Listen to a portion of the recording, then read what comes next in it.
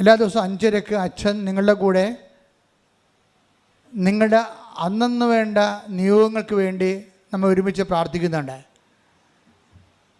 അപ്പോൾ ഇന്ന് നിങ്ങളുള്ള നിയോഗങ്ങൾ, നിങ്ങൾ പോകുന്ന വഴികൾ, സഞ്ചരിക്കുന്ന വഴികൾ, ഇടപെടുന്ന വ്യക്തികൾ, ഫോൺ ചെയ്യുന്ന വ്യക്തികൾ, നേടേണ്ട കാര്യങ്ങൾ, സംസാരിക്കുന്ന വിഷയങ്ങൾ, ആശുപത്രി, വിദ്യാഭ്യാസം, ജോലി, അതുപോലെ തന്നെ ഗവൺമെൻറ് അഫയേഴ്സ്, അങ്ങനെ എല്ലാ മേഖലകളെയും സമർപ്പിച്ചുകൊണ്ട് ആദ്യമേ പ്രഭാതത്തിൽ തന്നെ നമ്മൾ ഒരുമിച്ച് പ്രാർത്ഥിക്കാം. എന്നിട്ട് ഞാൻ നിങ്ങൾക്കൊരു സന്ദേശം തരും. അതിനാണ് അനുദിന അനുഗ്രഹ പ്രാർത്ഥന എന്ന് പറയണത്. അത് എല്ലാവരും 5:30 എഴുന്നേറ്റ് അത് കൂടണം. അപ്പോൾ നിങ്ങളിത് ഷെയർ ചെയ്യുകയും ചെയ്യണം. അത് മറ്റുള്ളവരോട് അത് പറയുകയും ചെയ്യണം. 5:30 രണ്ടാമത്തെ അറിയിപ്പ്, ഈ ഉടമ്പടി ധ്യാനവും കൂടിക്കഴിഞ്ഞാൽ ഉടനെ ഷെയർ ചെയ്യണം. പരിശുദ്ധ പരമദിവ്യകാരുണ്യത്തിന് പരിശുദ്ധ പരമദിവ്യകാരുണ്യത്തിന് പരിശുദ്ധ പരമദിവ്യകാരുണ്യത്തിന്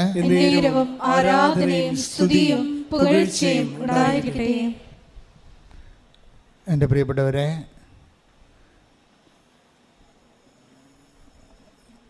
ദുരിതങ്ങളിൽ നമുക്ക് ആശ്വാസം നൽകുന്നത് കർത്താവിൻ്റെ വാഗ്ദാനമാണ്. കൃപാസനത്തിൻ്റെ ആദ്യകാലം മുതലുള്ള ശുശ്രൂഷകൾ, അതായത് 89-ലേക്ക് അച്ഛനെ കാണാൻ വരുന്നവർക്ക് ഇന്നത്തെ പോലെ ഒരു ടോക്കൺ കൊടുക്കുമായിരുന്നു. ഇന്ന് ആ ടോക്കണിൽ നിങ്ങളുടെ വിഷയവും ഒക്കെ എഴുതിയാണ് തരണത്. പണ്ട് അങ്ങനെയല്ലായിരുന്നു. പണ്ട് കിട്ടുന്ന ടോക്കണിൽ പല 107 സങ്കീർത്തനം എഴുതിയിട്ടുണ്ടാവും. 87, 88, 90 കൊടുക്കുന്ന ടോക്കണിൽ 2 Corinthians 1:4 എഴുതിയിട്ടുണ്ടാവും. Help those who have all kind of troubles. എല്ലാ തരത്തിലും ദുരിതം അനുഭവിക്കുന്നവരെ ആശ്വസിപ്പിക്കാൻ. കർത്താവ് എനിക്ക് ഈ അഭിഷേകം തന്നപ്പോൾ 87 തന്നതാണ്. അതിൻ്റെ ഗ്രോത്ത് ഉണ്ടായിട്ടുണ്ട്. ഞാൻ ഈ ദിവസങ്ങളിൽ നമ്മുടെ റാലിയുമായി നമ്മൾ മാരാരിക്കുളം കടപ്പുറത്ത് എത്തിയപ്പോൾ ഞാൻ ആൾക്കാരെ നോക്കിയപ്പോൾ ഞാൻ ആപ്പാടെ വല്ലാത്തൊരു വിസ്മയത്തിലായി. കാര്യം ഞാൻ ആ പ്രദേശത്തായിരുന്നു ആദ്യകാലങ്ങളിലൊക്കെ ജോലി ചെയ്തത്. കടലിലുള്ള ആൾക്കാരെയൊക്കെ വള്ളമെല്ലാം വെഞ്ചരിക്കും. 1000കണക്കിന് വള്ളങ്ങൾ കടലിലുണ്ടാവും. അവരെല്ലാം ഒരുമിച്ച് കൂട്ടണം കൺവെൻഷന് വേണ്ടി. ആ വെഞ്ചരിപ്പ് കഴിയുമ്പോൾ അവരുടെ ഭാര്യമാരും മക്കളും എല്ലാം കടപ്പുറത്ത് നിൽക്കും. എന്നിട്ട് ഞാൻ കടപ്പുറത്ത് വന്ന് കടലോരത്ത് വന്ന് കൺവെൻഷൻ നടത്തും. അപ്പോൾ 10,000 തൊട്ട് 1.5 ലക്ഷം വരെയുള്ള ആൾക്കാർ ഓരോ ദിവസവും 5 ദിവസത്തെ കൺവെൻഷന് കൂടിക്കൊണ്ടിരിക്കും. അതിനുശേഷമാണ് ഞാൻ 2000 ആയപ്പോൾ കർത്താവിനോട് പറഞ്ഞു, അതിൻ്റെ ടൈം കഴിഞ്ഞു, സ്റ്റോപ്പ് ചെയ്യാൻ പറഞ്ഞു. അപ്പോൾ സ്റ്റോപ്പ് ചെയ്തിട്ട് പിന്നെ എന്ത് ചെയ്യണമെന്ന് എനിക്ക് അറിയാൻ പാടില്ല. അപ്പോൾ അന്ന് എൻ്റെ മനസ്സിൽ ഈശോ തന്നതാണ്, നീ ഇവിടെ അന്ന് 17 സെൻറ്റ് സ്ഥലം ഇവിടെ ഉണ്ടായിരുന്നു നമുക്ക്. അപ്പോൾ ഇവിടെ 8 കാറ്റാടി കമ്പ് വാങ്ങിച്ചിട്ട് 2 ടർപ്പോള ഇട്ട് തുടങ്ങിയതാണ് ഇവിടെ ചെറിയൊരു ശുശ്രൂഷ 2000. എന്നിട്ട് 2024 ആയപ്പോൾ തന്നെ ശുശ്രൂഷ ദൈവം അംഗീകരിച്ചു. അതാണ് എൻ്റെ ഒരു ബലം. ഞാനിവിടെ വന്ന് തുടങ്ങുമ്പോൾ ഇവിടെ ബസ് സ്റ്റോപ്പും ഇല്ല. നമ്മുടെ ശുശ്രൂഷകരെല്ലാം കടലോരത്തുള്ളവരാണ് അന്നുണ്ടായിരുന്നത്.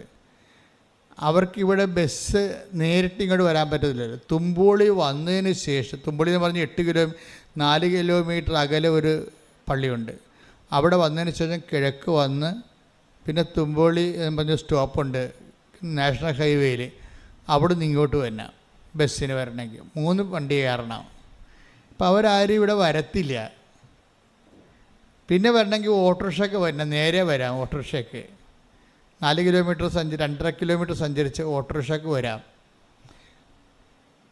അപ്പോൾ പാവപ്പെട്ടവരാരും ഓട്ടോറിക്ഷയ്ക്കൊന്നും അങ്ങനെ വരാനുള്ള സാധ്യത കുറവാണ്. അപ്പോൾ പിന്നെ ദൈവം പക്ഷേ സ്ഥലം തന്നത് ഇവിടെയാണ്. നമുക്കിവിടെ ആളുമില്ല. ഇവിടെ ക്രിസ്ത്യാനികൾ കുറവാണ്. ഒരു പള്ളിയുണ്ട് ഇവിടെ അടുത്ത്, 10-120 വീട്ടുകാരേ ഉള്ളൂ. അതും ചിതറിക്കിടക്കാൻ ചിതറിക്കിടക്കുകയാണ്.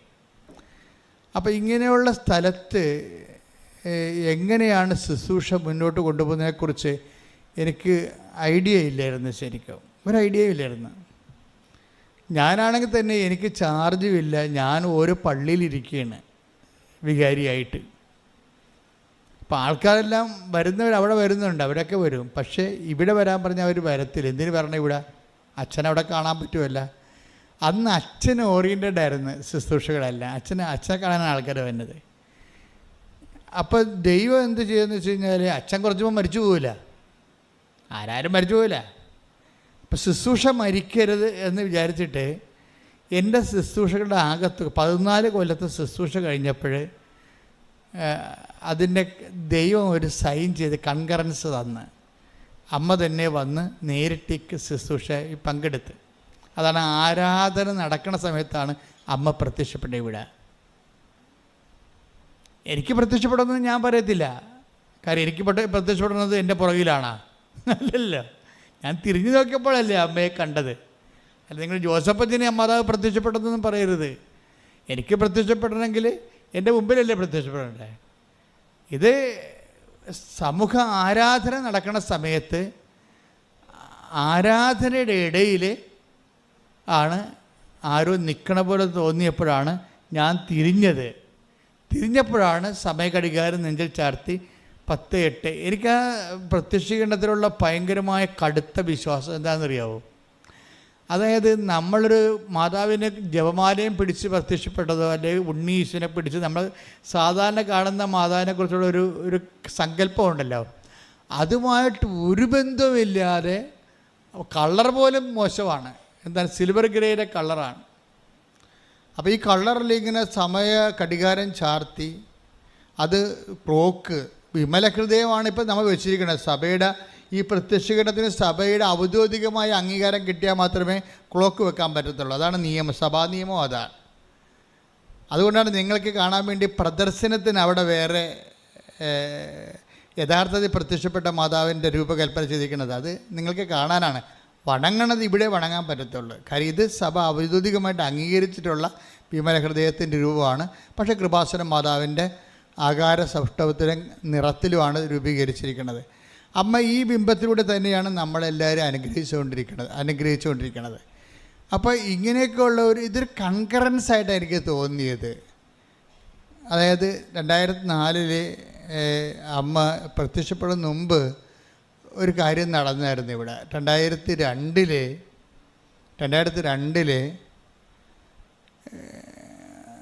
ഒരു മനുഷ്യൻ. അപ്പോൾ 2001 ഒരു മാതാവിൻ്റെ ഒരു നൊവേന ഞാൻ നടത്തിക്കൊണ്ടിരിക്കുകയായിരുന്നു അവിടെ വടക്കേപ്പള്ളിയിൽ. അപ്പോൾ അന്ന് അവിടുത്തെ വികാരിയാണ്. അന്ന് 800 വീട്ടുകാരുണ്ട് അവിടെ, വലിയ ഇടവകയിലാണ്. ഞാൻ മാത്രമേ ഉണ്ടായിരുന്നു നേതൃത്വത്തിലേക്ക്. ഇപ്പോൾ അവിടെ 2 അച്ഛന്മാരുണ്ട്. അവിടെ വീണുപോയ ഒരു നൊവേനപ്പാടാണത്. വലിയ നൊവേനൊക്കെ നടന്നിരുന്നൊരു സ്ഥലമാണ് വടക്കിൽ. ഇപ്പോൾ കുറേ പ്രവർത്തകർക്ക് അതിൻ്റെ ഇപ്പോഴും അവിടെ അന്ന് വന്നത് ഇവിടെ ഉണ്ട്. അപ്പോഴേ ആ നൊവേന ഞാൻ 2ാമത് റീസ്റ്റാർട്ട് ചെയ്ത്. മാതാവിൻ്റെ നൊവേന വീണു പോയതാണ്. അപ്പോൾ അതുകൊണ്ട് വീണുപോയത് കൂടാരങ്ങളെ നിവർത്തി നിർത്തണത് കർത്താവിൻ്റെ ഒരു രക്ഷാകര പദ്ധതിയുടെ ഭാഗമാണ്. അതായത് പുരാതന നഷ്ടശിഷ്ടങ്ങളെ പുനരുദ്ധരിക്കുന്നവനെന്നും മതിലുകൾ പണിയുന്നവനെന്നും നീ അറിയപ്പെടും എന്ന് ഐസയുടെ വചനങ്ങളിലൊക്കെ പലപ്പോഴും എനിക്ക് എൻ്റെ മിഷനുമായിട്ട് ബന്ധപ്പെടുത്തി ഞാൻ പ്രാർത്ഥിച്ച് വചനമെടുക്കുമ്പോഴൊക്കെ കിട്ടിയിട്ടുണ്ട്. പുരാതന നഷ്ടശിഷ്ടങ്ങളെ പുനരുദ്ധരിക്കുന്നതാണ് നീ എന്ന്. നമ്മളെ സംബന്ധിച്ചിടത്തോളം എൻ്റെ മക്കളെ, നമ്മളുടെ എനിക്ക് നിങ്ങളോട് തരാനുള്ള ഉപദേശം എന്താ വെച്ചാൽ, നിങ്ങളിപ്പോൾ പല ദുരിതങ്ങളുമായിട്ടിവിടെ വന്നിരിക്കുക അല്ലേ? ശരിക്കും പറഞ്ഞാൽ ഒരു ദുരിതമേ മനുഷ്യനേ ഉള്ളൂ. എന്താണ് ദുരിതം? ദൈവത്തെ ആയിട്ടൊരു ബന്ധമില്ലാത്തതാണ് ദുരിതം. നമ്മുടെ മക്കളില്ല, ജോലിയില്ല, വീട്ടിൽ കലഹമാണ്, ഉടമ്പടി അതിർത്തി ഭാഗോടമ്പടി നടക്കണില്ല, പല ദുരിതങ്ങളാണ്. ഈ പല ദുരിതങ്ങളെ എല്ലാത്തിനും കൂടി ഒറ്റ ദുരിതമേ ഉള്ളൂ മനുഷ്യന്. എന്താ കാര്യം? ദൈവവുമായിട്ട് കണക്ഷൻ ഇല്ലാത്തതാണ് ദുരിതം. ദൈവവുമായിട്ട് കണക്ഷൻ ഉണ്ടെങ്കിൽ 1000 ദുരിതം ഒറ്റയടിക്ക് തീരും. അപ്പോൾ ദൈവം എപ്പോഴും ശ്രമിക്കണത് നിങ്ങളുടെ ഒരു പെർട്ടിക്കുലർ ദുരിതം മാറാൻ വേണ്ടിയല്ല, നിങ്ങളുടെ പൊതു ദുരിതമായ ദൈവവുമായിട്ടുള്ള ബന്ധങ്ങൾ ചരട് മുറിഞ്ഞു പോയിട്ടുണ്ടെങ്കിൽ അത് പുനഃസ്ഥാപിക്കാനാണ്. അങ്ങനെ ദൈവത്തിനുമായിട്ട് ഒരു നല്ല കമ്മ്യൂണിക്കേഷൻ വന്നാൽ, എൻ്റെ മക്കളെ ഭയങ്കര രസമാണ് ഈ ജീവിതം. ദൈവമായിട്ടൊരു കമ്മ്യൂണിക്കേഷൻ വന്നാൽ എൻ്റെ മക്കളെപ്പോഴും ശ്രദ്ധിക്കേണ്ടത് എന്ത് വില കൊടുത്തും ദൈവമായിട്ടൊരു ബന്ധം ഉണ്ടാക്കിയെടുക്കണം. നിങ്ങൾ നിങ്ങളുടെ വാഴ വെച്ചു, അത് കുലക്കണ കർത്താവെന്നും പറഞ്ഞിട്ടുണ്ട്, 6 മാസം പ്രാർത്ഥിച്ചു, അതൊക്കെ പ്രാർത്ഥിച്ചു, അത് ഞാൻ തെറ്റ് പറയണില്ല. പക്ഷെ നിങ്ങൾ പ്രേയറിൽ ഇൻറ്റൻഷൻ വെക്കേണ്ടത്, ദൈവം ഉദ്ദേശിക്കണത് ദൈവത്തിന് നമ്മളൊന്ന് കമ്മ്യൂണിക്കബിൾ ആകാൻ വേണ്ടിയാണ് ഉദ്ദേശിക്കുന്നത്. എന്ന് വെച്ച് കഴിഞ്ഞാൽ ദൈവത്തിന് ഒന്ന് സംഭാഷിക്കാൻ പറ്റിയ ഒരാളായിട്ട് നീ മാറണം, അതാണ് ദൈവത്തിൻ്റെ ഉദ്ദേശം. പക്ഷെ അത് നിങ്ങൾ അംഗീകരിക്കത്തില്ല, സമ്മതിക്കത്തില്ല. ഭയങ്കര മൽപ്പിടുത്തവും മർക്കടമുട്ടിയുമാണ് ദൈവമായിട്ട്. ഇപ്പം ഇത് തന്നെ എന്താ സംബന്ധിച്ചാൽ പലരും ഉടമ്പടി എടുക്കുമ്പോൾ അവർക്ക് സംഭവിക്കുന്ന ഒരു തെറ്റെന്ന് പറയണത്, അവർ വല്ലപാടും ഈ 90 ദിവസം ഒന്ന് തികച്ചിട്ട് ആ കാര്യം നടന്നാലും നടന്നില്ലേലും ഇത് സ്റ്റോപ്പ് ചെയ്യണമെന്ന് ഉദ്ദേശിക്കുന്നവരാണ് 40% ആൾക്കാർ. ഉടമ്പടി എടുക്കും. അവരുടെ മനസ്സിരിപ്പെന്ന് പറയണത് വല്ലപാടും 90 ദിവസം തേക്കണം, അല്ലെങ്കിൽ ഈ മനുഷ്യന് ഈ 5:30 എഴുന്നേക്കാൻ ആർക്ക് പറ്റും? അതാണ് വിഷയം. 5:30 എഴുന്നേക്കാൻ ആർക്ക് പറ്റും? അതുകൊണ്ട് വല്ലപാടും 90 ദിവസം ഒന്ന് തേച്ചാൽ പിന്നെ നമുക്ക് കിടന്നുറങ്ങാവില്ല. അതായിരിക്കും മനസ്സിരിക്കണത്. പക്ഷേ ദൈവം ഉദ്ദേശിക്കുന്നത് എന്താണെന്നറിയാമോ? അപ്പം നിങ്ങൾ ഉദ്ദേശിക്കുന്നത് അതാണ്, എങ്ങനെയെങ്കിലും ഈ വിഷയം ഒന്ന് ഇലക്കുമുള്ളും ദോഷമില്ലാത്ത രീതിയിൽ അവസാനിപ്പിക്കണം, വല്ല അനുഗ്രഹം കിട്ടിയാൽ അത്രയും നല്ലതല്ലേ എന്നൊക്കെ പറഞ്ഞുള്ള കൊച്ചു മിനിമം പരിപാടിയാണ് നിങ്ങൾ ഉടമ്പെടുക്കുമ്പോൾ നിങ്ങൾക്കുള്ളത്. ദൈവത്തിനുള്ളത് അതല്ല. ദൈവം പറയണത് നമുക്ക് തമ്മിലൊന്ന് സംസാരിക്കാം, നമ്മൾ തമ്മിലൊരു, ഞാൻ നിങ്ങളുമായിട്ട് കമ്മ്യൂണിക്കേറ്റ് ചെയ്യാൻ ആഗ്രഹിക്കുന്നുണ്ട്, എനിക്ക് റിലേഷൻ കണ്ടിന്യൂ ചെയ്യാൻ ഉദ്ദേശിക്കുന്നുണ്ട്. അത് ദൈവത്തിൻ്റെ മനസ്സ് നിങ്ങൾ അറിയണം. ഞങ്ങളെപ്പോലുള്ളവരല്ല അതൊക്കെ പറഞ്ഞു തരേണ്ടത്. ദൈവം ഉദ്ദേശിക്കേണ്ടത് എനിക്ക് I want continue this relation with you. അതാണ് ദൈവം പറയണത്. എനിക്ക് നിങ്ങളുമായിട്ട് റിലേഷൻ കണ്ടിന്യൂ ചെയ്യാൻ, ഈ ബന്ധം ചെയ്യാൻ താല്പര്യമുണ്ട്. അപ്പം നിങ്ങൾ പറയും, എനിക്കതിൻ്റെ ആവശ്യമില്ല, എനിക്ക് മകളെ കെട്ടിച്ച് കിട്ടിയാൽ മതി എന്ന് പറയും. എൻ്റെ മകനെങ്ങനെ ഒന്ന് കാനഡയിൽ പോയാൽ മതി, എനിക്ക് വേറെ പ്രശ്നമൊന്നുമില്ല, നമ്മൾ തമ്മിൽ അധികം അടുക്കാൻ കൊള്ളുകയെന്ന് എനിക്കറിയാമെന്ന് പറയും. ഒരു സ്മോൾ പോലും അടിക്കാൻ പറ്റത്തില്ല, പിന്നെ എങ്ങനെ നിങ്ങളോട് അടുക്കണമെന്നാണ് നമ്മൾ ചോദിക്കണത്. അപ്പോൾ ദൈവം പറയും, നീ സ്മോളൊക്കെ അടിക്കാൻ നിനക്ക് പറ്റത്തില്ലായിരിക്കും, പക്ഷേ എന്നെ വന്ന് കമ്മ്യൂണിക്കേറ്റ് ചെയ്യാൻ 10 സ്മോൾ എടുത്തതിൻ്റെ വീര്യം കിട്ടും നിനക്ക്. അതാണ് ദൈവം. അതാണ് കാര്യം, നമുക്ക് ചില ഊന്നുവടികളല്ലേ, ഊന്നുവടി പോയാൽ നമ്മൾ വീഴുമെന്നല്ലേ പറയണേ. അപ്പോൾ കർത്താവ് പറയും, ഇങ്ങനെ വെള്ളം അടിച്ചില്ലെങ്കിലും സിഗരറ്റ് വലിച്ചില്ലെങ്കിലും ഈ ഊന്നുവടിയൊന്നും ഇല്ലെങ്കിലും നിന്നെ നടത്താൻ എനിക്കറിയാം, നിൻ്റെ ആരോഗ്യത്തിനും ആയുസ്സിലും നിന്നെ നിലനിർത്താൻ എനിക്കറിയാം. അപ്പോൾ നിങ്ങൾ പറയും, ഞാൻ ആ പരീക്ഷണത്തൊന്നുമില്ല, ഞാനിപ്പോൾ വളരെ ഓക്കെയാണ്, കംഫർട്ടാണ്, ഞാൻ ജസ്റ്റ് മുളക് അടിച്ച് കൂട്ടുകാരെ കണ്ട് മിനങ്ങി 2 പിക്നിക്കൊക്കെ പോയി 2 സിനിമയൊക്കെ കണ്ട് ഞാൻ ഓക്കെയാണ്, പിന്നെ നീ എന്തിനാ എൻ്റെ അടുത്ത് വന്ന്, എനിക്ക് വല്ലപാടി ജോലിയൊന്നും കിട്ടി അത്രയും എൻ്റെ പ്രശ്നം. അപ്പോൾ അത്രയും എൻ്റെ പ്രശ്നമുള്ളതെന്ന് നീ പറയും, എനിക്ക് എങ്ങനെയെങ്കിലും ജോലിയൊന്നും താ എന്നുള്ളതാണ് നിൻ്റെ പ്രശ്നം നീ പറയും. ഇത് പറയുമ്പോൾ ദൈവം ഓക്കെ എന്ന് നിന്നെക്കൊണ്ട് പറ്റത്തില്ലെങ്കിൽ നീ ജോലി ഞാൻ തരാം, നീ എങ്ങനെ സന്തോഷം ജീവിച്ചാൽ മതി എന്ന് പറഞ്ഞു. ദൈവം ഒരു സ്നേഹമായത് കാരണം എനിക്ക് ദൈവത്തെക്കുറിച്ച് കുറച്ചൊക്കെ അറിയാം, നല്ല കുറേ 4 വയസ്സ് മുതൽ ബന്ധമുള്ളതാണ്. അപ്പോൾ ദൈവത്തിൻ്റെ സ്വഭാവങ്ങളും തീയതികളും എല്ലാ ഇടപാടുകളും ദൈവം അറ്റ കൈയൊക്കെ നമ്മളെ സഹായിക്കുന്ന ആളാണ്. നമ്മൾ നന്നായിട്ട് ജീവിക്കണമെന്ന്, വിശുദ്ധി ഉണ്ടാകണം, കർത്താവിൻ്റെ കൽപ്പനകളൊക്കെ പാലിക്കണം എന്നുള്ള മിനിമം കാര്യമല്ലാതെ ദൈവം ആരുടെ മേലും വല്ലാത്ത ഒരു ഭാരം ഒന്നും ചുമത്തത്തില്ല. പിന്നെ ഭാരം ചുമത്തും, ഞങ്ങളെപ്പോലെ ഉള്ളവർക്ക് ഇത്തിരി ഭാരം ചുമത്തും. ഇപ്പോൾ എനിക്ക് കിഡ്നി ഡിസീസാണ്, എനിക്ക് ദൈവത്തിൻ്റെ സ്വഭാവം അറിയാവുന്ന കാരണം ഞാൻ ഈ സാധനം സുഖപ്പെടാതിരിക്കാൻ പറഞ്ഞിട്ടില്ല. എന്താ കാര്യം? എന്നോട് പറഞ്ഞിരിക്കുന്നത്, ഒക്കെ നിനക്ക് ഡിസീസുണ്ട്, നീ ഇത് വെച്ച് തന്നെയാണ് ശുശ്രൂഷ ചെയ്യേണ്ടത്, നീ ഇത് വെച്ച് തന്നെ ശുശ്രൂഷ ചെയ്യേണ്ടത്. കാര്യം എന്താ വെച്ച് കഴിഞ്ഞാൽ, ഈ ലോകത്ത് എല്ലാവരും പരാജയപ്പെട്ട സ്ഥലത്താണ് ക്രിസ്തു വിജയിച്ചത്. എല്ലാ മതങ്ങളുടെ ഉദ്ദേശം മനുഷ്യന് സന്തോഷം കൊടുക്കുക എന്നുള്ളതാണ്. അതിനെന്ത് ചെയ്യണം? ദുഃഖം മാറ്റണം. ദുഃഖം മാറ്റാൻ വേണ്ടി ചില ആൾക്കാർ ദുഃഖത്തെ ഫ്ലാറ്റായിട്ട് അങ്ങനെ ഇല്ലെന്ന് സബ്ലിമേറ്റ് ചെയ്തിടും. സങ്കല്പത്തിൻ്റെ സബ്ലിമേഷൻ നടക്കും ചിലർക്ക്. അങ്ങനെ ഇല്ല. ബുദ്ധനൊക്കെ, ശ്രീബുദ്ധനൊക്കെ അങ്ങനെയുള്ള ആളാണ്. എന്നുവെച്ചാൽ ദുഃഖത്തെ അവർ അംഗീകരിക്കണില്ല. അവർ അതിനെ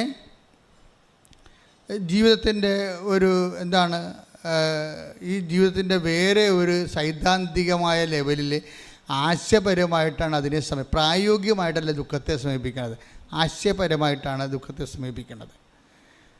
അപ്പോൾ ദുഃഖമെന്ന് പറയുന്ന സംഭവം നമുക്ക് സന്തോഷമുള്ളതുപോലെ തന്നെ വേറെ ദുഃഖമെന്ന് പറഞ്ഞാൽ എക്സ്ട്രാ ആയിട്ട് ഈ ലോകത്തൊന്നും ഇല്ല. നമുക്ക് സന്തോഷം കുറേ ഉണ്ട് ഈ ലോകത്ത്. എല്ലാ തരത്തിലും മക്കളെ ജനിപ്പിക്കുന്ന സന്തോഷമാണ്, കുഞ്ഞുങ്ങളെ പോറ്റണ സന്തോഷമാണ്, അതുപോലെ തന്നെ കുഞ്ഞുങ്ങളെ വളർത്തണ സന്തോഷമാണ്, പരീക്ഷ ജയിക്കണ സന്തോഷമാണ്, മിഠായി തിന്നണ സന്തോഷമാണ്, ഭക്ഷണം കഴിക്കണ സന്തോഷമാണ്, അല്ലേ, നല്ല ഉടുപ്പിടണ സന്തോഷമാണ്. മുഴുവൻ സന്തോഷമേ ഉള്ളതിൻ്റെ അകത്ത്. അത് പക്ഷേ അതിനിടയ്ക്ക് വല്ലപ്പോഴൊക്കെ ദുഃഖം വരും. അപ്പോൾ ഒരു 50-50 ശരിക്കും, അല്ലാതെ ദുഃഖം മാത്രമല്ല. നരകം പിടിച്ച ജീവിതത്തിൽ ഇതിൻ്റെ അകത്ത് സന്തോഷം ഒത്തിരി ഉണ്ടതുകൊണ്ടാണ് ആൾക്കാർ അറ്റാക്ക് അടിക്കാതെ നിൽക്കുന്നത്. ഒത്തിരിയേറെ സന്തോഷമുണ്ട്. വിവാഹവും സന്തോഷമല്ല, അതുകൊണ്ടല്ലേ ആൾക്കാർ ആഘോഷമാക്കുന്നത്. ആഘോഷമാക്കുന്ന എല്ലാ വിഷയത്തിലും സന്തോഷമുണ്ട്.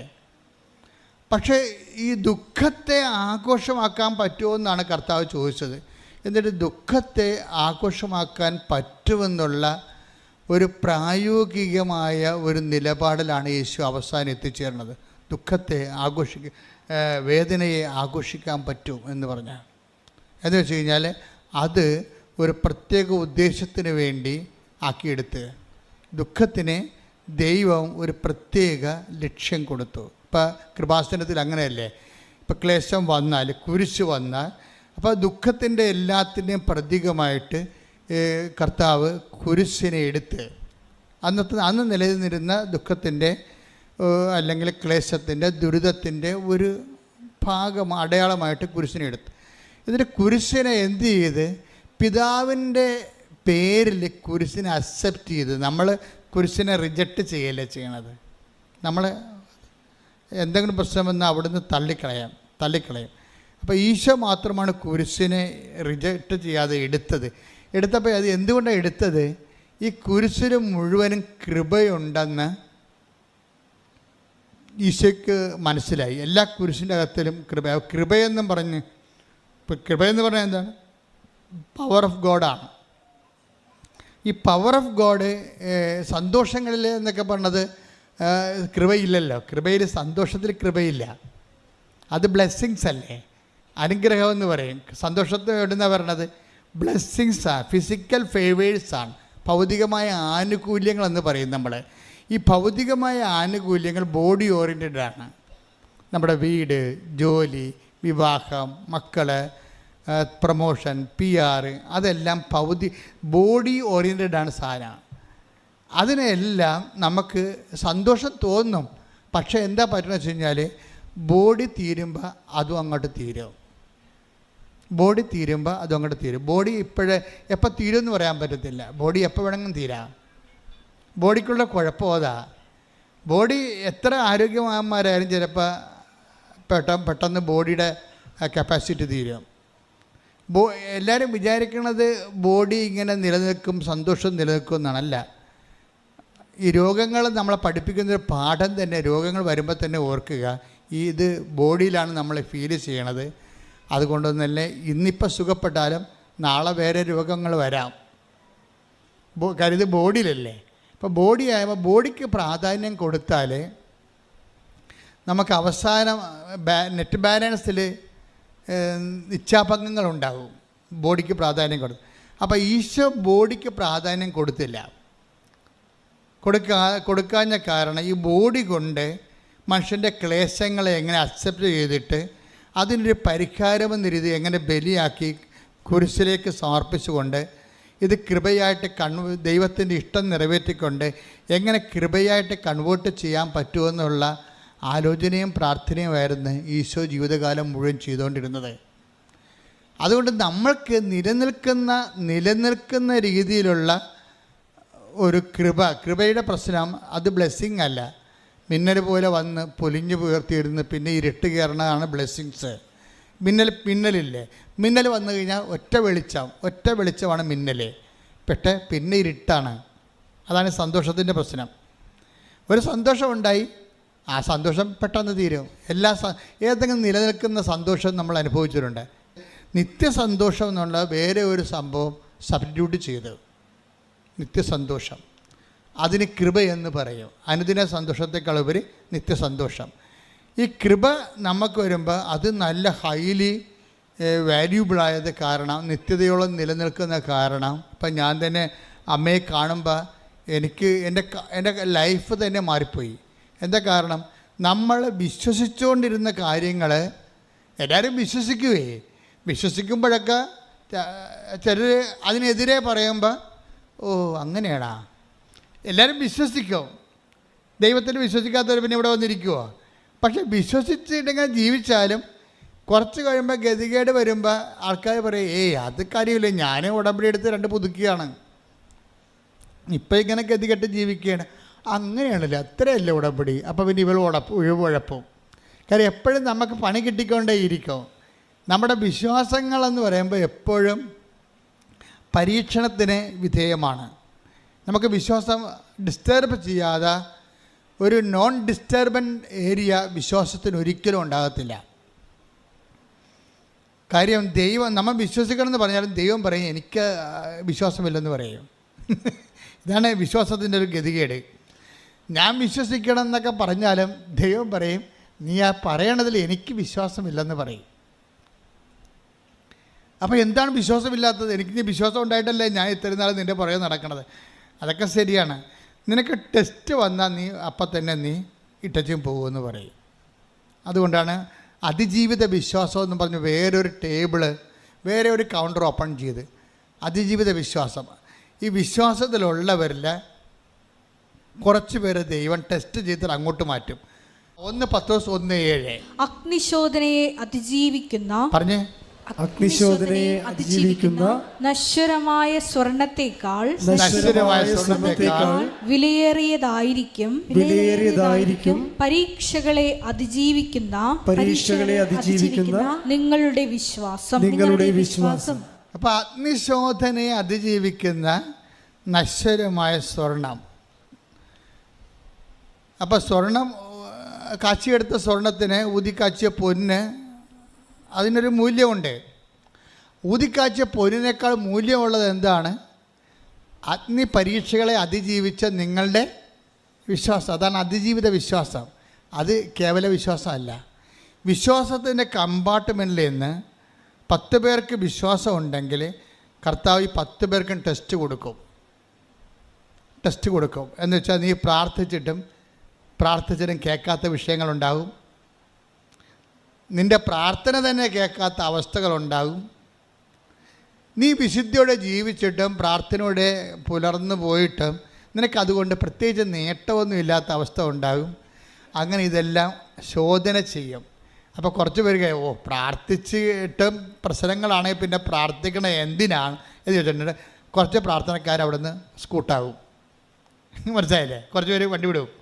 പ്രാർത്ഥന നമുക്ക് എങ്ങനെയെങ്കിലും ജീവിച്ചാൽ മതിയല്ലേ, ഇവിടെ ചകണം വരെ എങ്ങനെയെങ്കിലും ജീവിച്ചാൽ മതിയല്ല എന്ന് വിചാരിച്ചുകൊണ്ട് അവർ വളരെ പ്രാക്ടിക്കലാവും. ഇങ്ങനെ പ്രാക്ടിക്കലായിട്ടുള്ള ഒത്തിരി ആൾക്കാരുണ്ട്. അവരങ്ങനെ ആവശ്യമില്ലാതെ ദൈവത്തോട് അടുക്കുകയോ അടുത്ത് വന്ന് പണി മേടിക്കുകയോ ഒന്നും ചെയ്തത്. വളരെ ബുദ്ധിമാന്മാരായ മനുഷ്യരാണ് അവർ. ആവശ്യമില്ലാത്ത ഒരു പരിപാടിക്കും അവരില്ല. പിന്നെ വല്ല ഓശാന ഞായറാഴ്ചയൊക്കെ കുരുത്തോല കൊടുക്കാൻ നേരത്ത് എങ്ങാനും ദൈവം ഉണ്ടെങ്കിൽ നമുക്ക് പണി കിട്ടുമല്ലോ എന്ന് വിചാരിച്ചുകൊണ്ട് പണി കിട്ടാതിരിക്കാൻ വേണ്ടി ഓല മേടിക്കാൻ പോകും. ആ ഓല മേടിക്കാൻ പോയി അവർ ഓലയും കൊണ്ട് വീട്ടിലൊന്നും പോരത്തില്ല. ആ ഓല കൊണ്ടുപോയി മരിച്ചവരുടെ പെടയ്ക്ക് കുടുക്കിടും അവർ. നമ്മൾ ഈ ഓശാന ഞായറാഴ്ച ചെന്നാൽ എന്താ ചെയ്യണത്? എല്ലാ അപ്പം ചത്തുപോയ എല്ലാ അപ്പന്മാരുടെ കുരിശിൽ ഈ ഓശാനയുടെ ഓല കൊണ്ട് കുടുക്കിട്ടിട്ടുണ്ടാവും. അവരത് അവർക്ക് വീട്ടിൽ കൊണ്ടുപോകാൻ ബുദ്ധിമുട്ടാണ്. അപ്പൻ്റെ പെടരയ്ക്ക് പണ്ടേ അപ്പനെ കുടുക്കിട്ടാണ് കൊന്നത്. ഓശാന ഞായറാഴ്ചയുടെ കുടുക്കും കൂടി അവൻ്റെ പെടരയ്ക്ക് വെച്ച് കൊടുത്തിട്ട് അവർ സ്കൂട്ടാവിടുന്നതാണ്. അപ്പോൾ ആവശ്യമില്ലാത്ത പരീക്ഷണത്തൊന്നും അവർ പോകത്തില്ല. അവരങ്ങനെ അടിച്ചു പൊളിച്ച് സുന്ദരമായിട്ട് ജീവിക്കും. ഒരു കാലത്ത് മരിച്ചും പോകും. അപ്പോൾ എനിക്കതൊക്കെ എങ്ങനെ മനസ്സിലാകുന്നത്? ഞാൻ ഈ പിണമെടുക്കും 1700-1700ഓളം പിണമെടുത്തിട്ടുണ്ട്. 10-38 കൊല്ലത്തിനുള്ളിൽ പിണമെടുക്കാൻ ചെല്ലുമ്പോൾ ചില സമയത്ത് ഈശോ പറയും ഈ പണ്ടാരത്തിനിട്ട് ഒരു പ്രാർത്ഥന ചെയ്യാൻ നിൻ്റെ പെടരക്കടി അടിക്കുമെന്ന് പറയും. എന്താ സംഭവിച്ചു കഴിഞ്ഞാൽ ആൾക്കാർ രാഷ്ട്രീയക്കാരൊക്കെ ഉണ്ടാവും, ഒത്തിരി പേര് വലിയ നാട്ടിലെ പ്രമാണിയ ആരെങ്കിലുമൊക്കെ ഇരിക്കും. പക്ഷേ കർത്താവ് പറയും, ഇപ്പം ഈ ഭണ്ഡാരത്തിനൊരു സ്വർഗസ്ഥനായ വിധാങ്ങളും ചെല്ലിയ നിൻ്റെ പട്ടം ഞാൻ പിടിക്കുമെന്ന് പറയും. അപ്പം ഞാൻ മിണ്ടത്തില്ല. ഞാൻ പറഞ്ഞു കപ്പേരിന് കാശ് കിട്ടണമല്ല, കപ്പേര് ഇല്ലിക്കൊള്ളാൻ പറയും. അപ്പം കപ്പേര് അവിടെ മഹിമയേഴും വരുവിൻ തന്നെ വിശുദ്ധന്മാരൊക്കെ പറഞ്ഞപ്പോൾ ആടി പ്രാർത്ഥിച്ച് പുള്ളിയെ ഒരു പരുവത്തിലാക്കി എടുത്തുകൊണ്ട് പോരും. കുഴിക്കവരെ മിണ്ടത്തില്ല ഞാൻ. എന്താ സാധനം? ജീവിതകാലം മുഴുവൻ ദൈവത്തെ നിഷേധിച്ചതാണ്. എന്നിട്ടിപ്പോൾ 12 കൊല്ലം ദർശനവും മറ്റുള്ള എല്ലാ ബന്ധവും പരിചയമുള്ള അച്ഛന്മാരെ എല്ലാം കാറ് കൊടുത്ത് വിളിച്ചിട്ട് ഒരു ഘോഷയാത്രയൊക്കെ നടത്തി പാവത്തൻ നാട്ടുകാരുടെ കണ്ണിൽ പൊടി വിട്ട് സ്വർഗത്തിലേക്ക് പോകാൻ പോകുകയാണ്. ഞൊട്ടു എന്ന് പറയും ദൈവം. അതെന്താ പ്രശ്നമെന്ന് വെച്ച് കഴിഞ്ഞാൽ ഈ ഫസ്റ്റ് കോളത്തിൽ നിന്ന് സെക്കൻഡ് കോളത്തിലേക്കുള്ളൊരു വരവ് നമ്മൾ ഉറപ്പ് വരുത്തണം. അതിന് അഗ്നിശോധന ചെയ്യും. അഗ്നിശോധന എന്ന് പറയുമ്പോൾ ചില പറയില്ലേ, ഞാൻ കുഞ്ഞുനാൾ മുതലേ കർത്താവിനോട് പറയണതാണ് എനിക്ക് വെള്ളമടിക്കാത്തൊരു ഭർത്താവിനെ തരണം. 4 വയസ്സ് തൊട്ട് ഞാൻ പറയാം, എൻ്റെ അപ്പൻ്റെ വെള്ളവടി കണ്ട് ഞാൻ ജീവിതം മടുത്ത്, എൻ്റെ അമ്മയുടെ കണ്ണുനീര് കണ്ട് ഞാൻ ജീവിതം വെറുത്ത്, എനിക്ക് ആകപ്പാടെ ഒന്നേ കർത്താവിനോട് പറയുള്ളൂ, നീ ജോലി തന്നില്ലെങ്കിലും കുഴപ്പമില്ല, എനിക്ക് വെള്ളമടിക്കാത്ത ഒരു അധികാരം തരണമെന്ന് പറയും. അപ്പം നമ്മൾ 3-ാം വരുമ്പോഴും മധ്യസ്ഥം വരുമ്പോഴും ചവറ വിവാഹ ബ്യൂറോയിൽ ചെല്ലുമ്പോഴും പറയും അവൻ വെള്ളമടിക്കാത്തവരാണെന്ന് ചോദിക്കാൻ പറയും. അപ്പം നമ്മളെന്താ, അവന് ദൈവവിശ്വാസം ഇല്ലെങ്കിലും കുഴപ്പമില്ല, വെള്ളമടിക്കാതിരുന്നാൽ മതി. അപ്പോൾ വെള്ളമാരായി നിനക്ക് ദൈവമായി. മനസ്സിലായില്ലേ? ആൾക്കാർ പെൺപിള്ളേർ ചെന്ന് ഇരന്ന് പണി മേടിക്കണ വിധവ എന്താ വരുവാണ്, നമ്മളെ തിരക്കണ എന്താണ്, അവൻ വെള്ളമടിക്കാത്തവനാണോ? അപ്പോൾ എന്താ എൻ്റെ അർത്ഥം എന്താണ്? അവന് ദൈവവിശ്വാസം ഉണ്ടോ ഇല്ലേ അതൊന്നും അവൾക്ക് പ്രശ്നമില്ല, വെള്ളമടിക്കാത്തവല്ലേ ആയാൽ മതി. എന്ന് വെച്ച് കഴിഞ്ഞാൽ അർത്ഥം എന്താ, അവളുടെ ദൈവം വെള്ളമടിക്കാത്ത ഭർത്താവാണ്. അപ്പം തന്നെ നമ്മുടെ കയ്യിൽ നിന്ന് പെസകൈ വന്ന പോലെ. അപ്പം നിനക്കൊരു വിശ്വാസമുണ്ട്, അതിജീവിതയാണ് നീ. അതിജീവിത എന്ന് പറഞ്ഞാൽ എന്താണ്? ആധ്യാത്മിക ജീവിതത്തിൽ അതിജീവിതയുണ്ട്, അതിൽ അതിജീവിതനുണ്ട്. എന്താ കാര്യം? ഇങ്ങനെയുള്ള പല പരീക്ഷണങ്ങൾ വന്നിട്ടും ദൈവത്തെ ഉപേക്ഷിക്കാതെ, വിശ്വാസം തളരാതെ അതിജീവിച്ച ആൾക്കാരാണ്. അതാണ് ഈശോ പറയണത്. 1 പത്രോസ് 1:7 പറയണം. ഒന്നൊരു വായിച്ചു അത്. അഗ്നിശോധനയെ അതിജീവിക്കുന്ന പറഞ്ഞ അഗ്നിശോധനയെ അതിജീവിക്കുന്ന നശ്വരമായ സ്വർണത്തേക്കാൾ വിലയേറിയതായിരിക്കും പരീക്ഷകളെ അതിജീവിക്കുന്ന നിങ്ങളുടെ വിശ്വാസം. അപ്പോൾ വിലയേറിയ വിശ്വാസമാണ്. വിലയേറിയ വിശ്വാസം. വിശ്വാസത്തിലാണ് ബൈബിൾ എപ്പോഴും കൈകാര്യം ചെയ്യുന്ന ഒരു സബ്ജക്റ്റാണത്. അപ്പം നിങ്ങൾ ഓർക്കും, ഇതൊക്കെ കേട്ടിട്ടുണ്ടോ, ഇന്നസെൻറ്റിൻ്റെ ലോട്ടറി അടിച്ച പോലെ. 2 കേട്ടിട്ടുണ്ട് 3 കേട്ടിട്ടുണ്ട് കേട്ടിട്ടുണ്ട് 4 എന്ന് പറഞ്ഞ് അവസാനം എൻ്റെ അമ്മയെന്ന് പറഞ്ഞ് വീഴും. അതുപോലെ നിങ്ങൾ വിശ്വാസം എന്ന് പറയുമ്പോൾ, ഞങ്ങൾ വിശ്വാസം എന്ന് പറയുമ്പോൾ കേട്ടിട്ടുണ്ടെന്ന് പറയും. നിങ്ങൾ എന്ത് കേട്ടിരിക്കണത്? വിശ്വാസം തന്നെ വ്യത്യസ്തങ്ങളായിട്ടാണ് ദൈവം പറഞ്ഞുകൊണ്ടിരിക്കുന്നത്. അതിപ്പോൾ അതിജീവിത വിശ്വാസം എന്ന് പറയും. അപ്പോസ്തലന്മാർ ഓരോ തരത്തിലാണ് പറയണത്. അപ്പോസ്തലന്മാർ ഒരാൾ പറയും, പോള് പറയും, വിശ്വാസം പറയുമ്പോൾ പോള് പറയും വിശ്വാസം കാണപ്പെടാത്തതുകൊണ്ട് പ്രത്യാശിക്കുന്നുള്ള ഉറപ്പാണ് വിശ്വാസം. അത് ഹെബ്രായർ 11:1 പറയും. എന്താണ് വിശ്വാസം? വായിച്ചേ, ശ്രദ്ധിക്കട്ടെ. ഹല്ലേലൂയ. വിശ്വാസം എന്നത് പ്രത്യാശിക്കുന്നവ ലഭിക്കുമെന്ന ഉറപ്പും കാണപ്പെടാത്തവ ഉണ്ട് എന്ന ബോധ്യവുമാണ്. അവ പ്രത്യാശിക്കുന്നവ ലഭിക്കുമെന്നുള്ള ഉറപ്പാണ് വിശ്വാസം. അപ്പം അങ്ങനെ വരുമ്പോൾ അത് മെറ്റീരിയൽ ഫെയ്ത്താണ്. നമ്മൾ എന്തെങ്കിലും പ്രത്യാശിച്ചാൽ അത് കിട്ടും എന്ന് വിശ്വസിക്കുന്നത് കൊണ്ടാണല്ലോ ഉടമ്പടി പിന്നെയും നമ്മളെ പുതുക്കണത്. തെറ്റല്ലത്. പ്രത്യാശ. ഇപ്പോൾ ഉടമ്പടി എബ്രായർ 11:1 എന്താ പറഞ്ഞത്? വിശ്വാസം എന്നത് എന്ന് പറഞ്ഞേ, വിശ്വാസം എന്നത് പ്രത്യാശിക്കുന്നവ ലഭിക്കുമെന്നുള്ള ഉറപ്പ്. അപ്പം വിശ്വാസത്തിൻ്റെ അകത്ത് ഒരു ഡിഗ്രി കൂടിക്കഴിഞ്ഞാൽ പിന്നെ അത് ഉറപ്പായിട്ട് മാറും. അതുകൊണ്ടാണ് ആൾക്കാർ 7 പ്രാവശ്യമൊക്കെ ഉടമ്പടി പുതുക്കുന്നത്. എന്താ കാര്യം? എൻ്റെ കാലമാകുമ്പോൾ ഞാൻ കർത്താവ് എൻ്റെ അടുത്ത് വരണ സമയത്ത് ഞാൻ പിന്നെ ഇവിടെ കിടന്ന് ഉറങ്ങിയാൽ എന്ത് ചെയ്യും? മണവാളം വരാൻ വൈകുമ്പോൾ സ്വാഭാവികം നമുക്ക് വരാൻ സാധ്യതയുള്ള എന്താണ്? ഉറക്കമാണ്. ഉടമ്പടിയിൽ ഉറക്കമുണ്ട്. അത് take the bed of God. Mathai 25:5. മണവാളൻ വരാൻ വൈകി എന്ന് പറഞ്ഞാൽ മണവാളം വരാൻ വൈകി ഉറക്കം വരികയാൽ കന്യകമാർ കിടന്നുറങ്ങി. പാവത്തങ്ങൾ എത്രയാണ്? മത്തായി എത്രയാണ്? 25:5. അതിൽ പറഞ്ഞ് മണവാളൻ വരാൻ വൈകി ഉറക്കം വരികയാൽ കന്യകമാർ കിടന്നുറങ്ങി.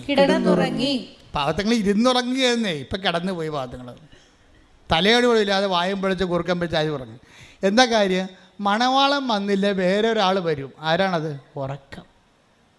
അതാണ് സംഭവം. അതല്ലേ ബൈബിൾ എന്ത് കറക്റ്റാണ്. 25:5 മണവാളം വന്നില്ല, പിന്നെ ഒരാൾ ഉടനെ ഉറപ്പായിട്ടും വരും. അതാരാണ്? ഉറക്കം. ശൈത്യം, ആധ്യാത്മിക ശൈത്യം. ആധ്യാത്മിക ശൈത്യമാണല്ല ബൈബിൾ ഉറക്കമെന്ന് പറയണത്. സ്പിരിച്വൽ ഫ്രിജിഡിറ്റിക്കാണ് ഈ പറയണത് ഉറക്കമെന്ന്.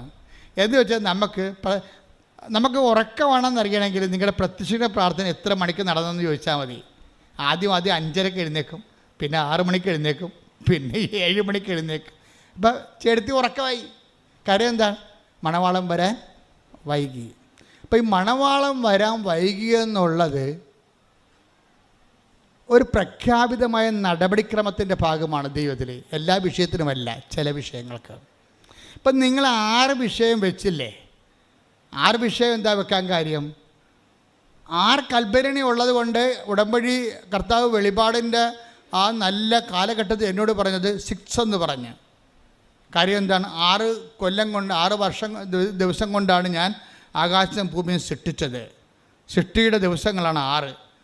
പിന്നെ പുതിയ നിയമത്തിലേക്ക് വരുമ്പോൾ ആ സൃഷ്ടി ചെയ്ത പാപത്തിന് പരിഹാരമായിട്ട് കർത്താവ് പരിഹാരം ചെയ്യാൻ വരുമ്പോഴും അവൻ്റെ പരസ്യജീവിതം ആരംഭിക്കുന്നത് 6 എന്നാണ്. അതാണ് 6 കൽഭരണി. ഒന്നുമില്ലായ്മയെന്ന് 6 കൽഭരണി. അവിടെ വീഞ്ഞില്ലായിരുന്നു എന്ന് പറയണം. ഇപ്പം എല്ലാം പുതിയ ലോകം സൃഷ്ടിക്കുകയാണ്. ഇത് ആദ്യത്തെ കാലമാണ്, 6ാമത്തെ ദിവസം. അതായത് ആദിയിൽ ദൈവം ആകാശവും ഭൂമിയും സൃഷ്ടിച്ചിട്ട് പിന്നെന്താ പറയും? ഭൂമിയിൽ ഒന്നും ഇല്ലായിരുന്നെന്നാണ് പറയണത്. ഭൂമിയിൽ ഒന്നും ഇല്ലായിരുന്നു. എന്താണ്? ആദ്യം ദൈവം ആകാശവും ഭൂമിയും സൃഷ്ടിച്ച ഭൂമി രൂപരഹിതമായിരുന്നു. അപ്പോൾ ഒരു രൂപവുമില്ല, ഒരു ഭാവവുമില്ല. ഭൂമി പിന്നെ എന്താണ്? ശുദ്ധശൂന്യമായിരുന്നു. പിന്നെ എന്ത് ചെയ്ത്? ആഴത്തിൻ്റെ മീതെ, അന്ധകാരത്തിൻ്റെ മീതെ, വെള്ളത്തിൻ്റെ മീതെ ആത്മാവ് ചലിച്ചു. അപ്പം അതുണ്ടാ, വെള്ളത്തിൻ്റെ മീതെ ആത്മാവ് ചലിച്ചിട്ടാണ് പഴയ ലോകം ഉണ്ടായത്. പുതിയ ലോകം ക്രിസ്തു ഉണ്ടാക്കാൻ പോണതും വെള്ളത്തിൻ്റെ മീതെ ആത്മാവ് ചലിച്ചിട്ടാണ്. പറഞ്ഞ മനസ്സിലായില്ലേ? പണ്ട് അവ്വ ചെയ്തതിന് പകരം മറ്റൊരു അവ്വായെ ദൈവം സൃഷ്ടിച്ച് കൊണ്ടുവന്നിരിക്കുകയാണ് പരിശുദ്ധ അമ്മയായിട്ട്. കൈയടിക്കട്ടെ, ശ്രുതിക്കട്ടെ. ഹല്ലേലൂയ.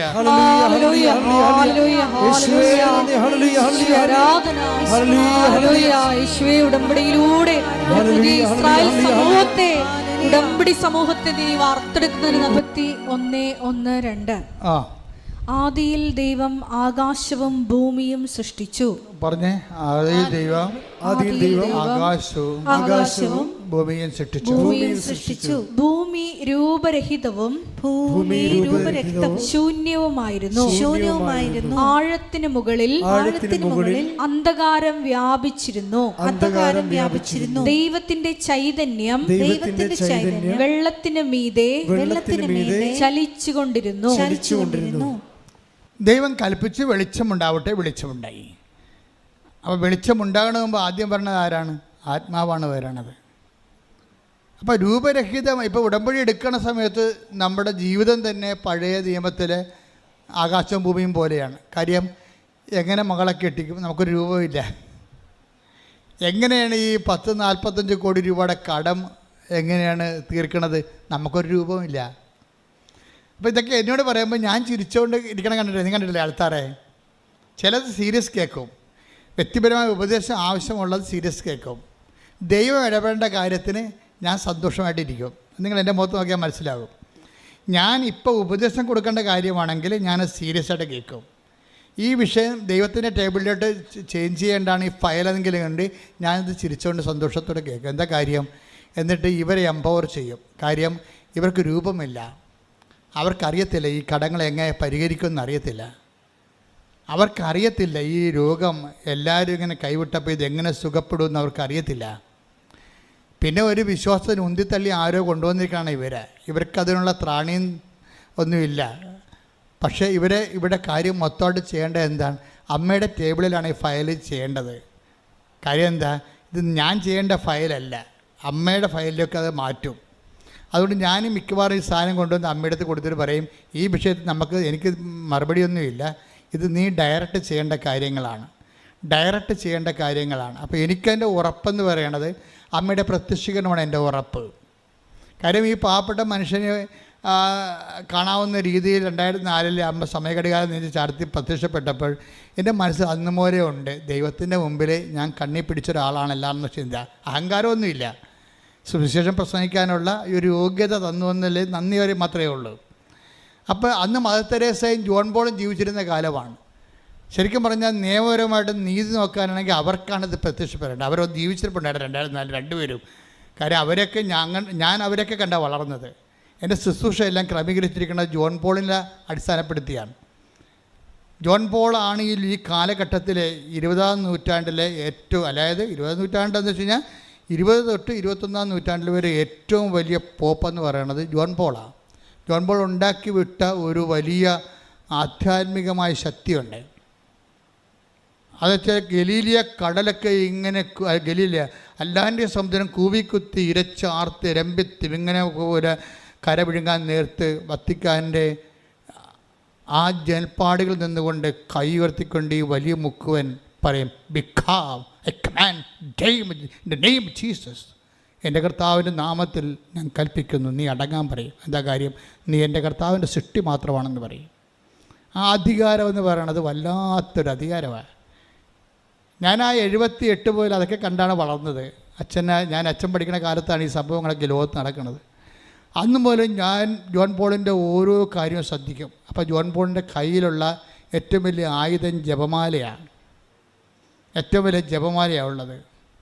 അപ്പോൾ അതിനുശേഷം ജപമാല അദ്ദേഹത്തിൻ്റെ ശരീരത്തിൻ്റെ ഒരു അവയവമായിരുന്നു, അല്ലാതെ ഒരു അക്സസറി അല്ല.